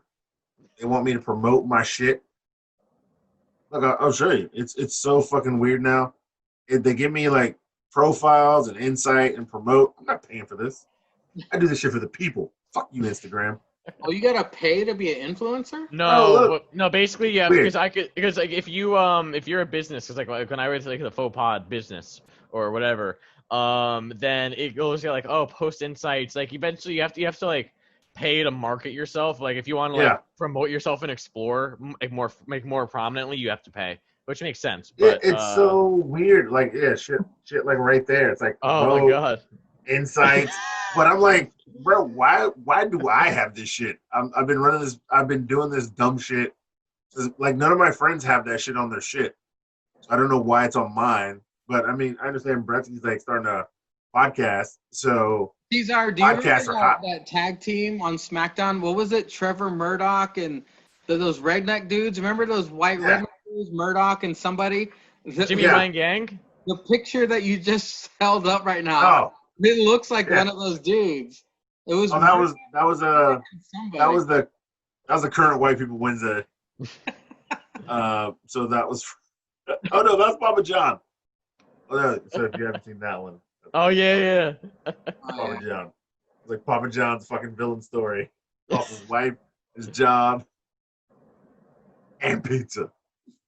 He fucking the Avengers up. They're gonna have to call Blackout to throw that party so they can win. Shout out to Blackout. Yes, if you're wondering what Blackout is, go back and listen to last week's. Yeah, go back and listen, bitch. I mean, you have to dig through the minutiae of Mangria Field's YouTube page because he doesn't have it organized. Oh man, that's all the plugs I got. My shit, and then follow that bastard for APPW and shit. He'll say it later. And that other bastard for that faux pod, which I'm on, within that shit. I say fuck shit. He says fuck shit. We all say fuck shit. It's a great time. What America wants. This guy sees I remember that guy. That's who that guy looked like that you just put up on there. But Bretsky, what are your plugs, sir? Trevor Murdoch. Well, if you want to follow yours truly, you can follow me on Instagram at thegreatbretsky99. If you want to follow the podcast that I taught, that this gentleman have been so kind to talk about, I have my own podcast because who the fuck doesn't have a podcast these days? If Jake can have one, so can I. Called the Faux Pod. Haha, get it.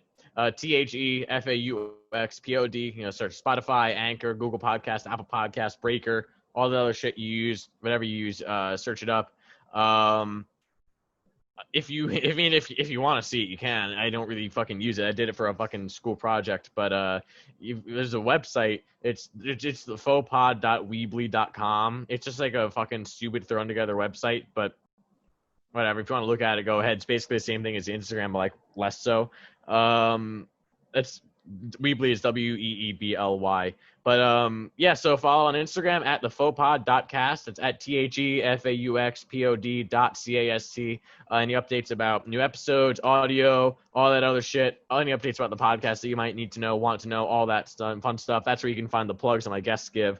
So we drop every Wednesday. The Faux Pod, I can say, is honored and privileged to share a drop date as White People Wednesday. You can definitely check Caesar and the Faux Pod, episode number 26. You can find Mangria's Half as Good episode, even though it had 10 times better audio, on episode number 13 of the Faux Pod. We had episode number 27 this past week. We got episode number 28 coming up this next week. Zanka will be on in the next couple of weeks at some point. I already plan on asking him a couple Sure weeks about down the that? line. Yeah. What? Don't forget. Sure Yeah, about no, I won't forget. Zanka might. Yeah, that's what I'm saying. He'll forget. You'll ask Yeah. him now, and he'll forget. Yes, I plan on asking him soon. Yeah, that's all for me. Don't forget, Bretsky. The screen's so bright. Oh yeah, there it is. I mean, you can follow that if you want. I mean, we're ending in like a week. Like, it's just like a BS little project where it was like, oh, well, we got like 100 followers. Wow. It's whatever. If you want to follow, you can at Animal Express Official on Instagram. Same thing, website, animalexpress.weebly.com, I believe. Just, if it unique page views, fucking shit, so we can get better numbers for our thing. So it looks like we did shit. Yeah, that's all I got. Well, please, Mighty 20 and listener in Slovakia, go ahead. What up, though? Follow the great Bretsky 99. Follow Julius_Caesar on Instagram. Thank you for listening. I hope you admire my background. Still new, still new. As well, I have a project cooking. Maybe I shouldn't say anything, but I do have a new podcast that will be debuting. Jesus. Next Saturday, I'm having another podcast. It'll be a surprise. I won't say much. I'll just say it's new. It's debuting next Saturday. Snyder's just popped up on my Instagram feed. Snyder's. New episode of APPW will be dropping as you guys are sleeping. I have it all recorded. It's all good to go. Nice. This episode of the Tripod Sessions will be uploaded tomorrow. You shall see it before Full Gear, so check it out so you know what's up. And There we go. Bless you. I think that's it. I'm drunk. Okay. Thank you, ladies and gentlemen, for listening. Thank you, gentlemen, for your time. I always look forward to Fridays, and talking with you guys. Brother Quarter, I will give you 5 whole minutes if you come back. We need you back, brother. I mean, we have your Are you trying to get canceled? We have your inbred cousin Quarter here to help us out tonight, but we need Trying to get canceled. 5 minutes? follow Brother Quarter on Instagram. He follows all them thoughts, so check check who he follows. And Nothing but thoughts. Some top of the class. Chef kiss. Chef kiss. Dime piece thoughts. The butt meat of flowing. 5 minutes. This is getting canceled if you give Brother Quarter 5 minutes. Shout out, as always, to our number one pretzel, Peter Wayne Kent. Thank you for listening. Thank you for watching. Bish. And ladies and gentlemen, as always, you got to give the people what they want. All hail Olinda's Bush, baby.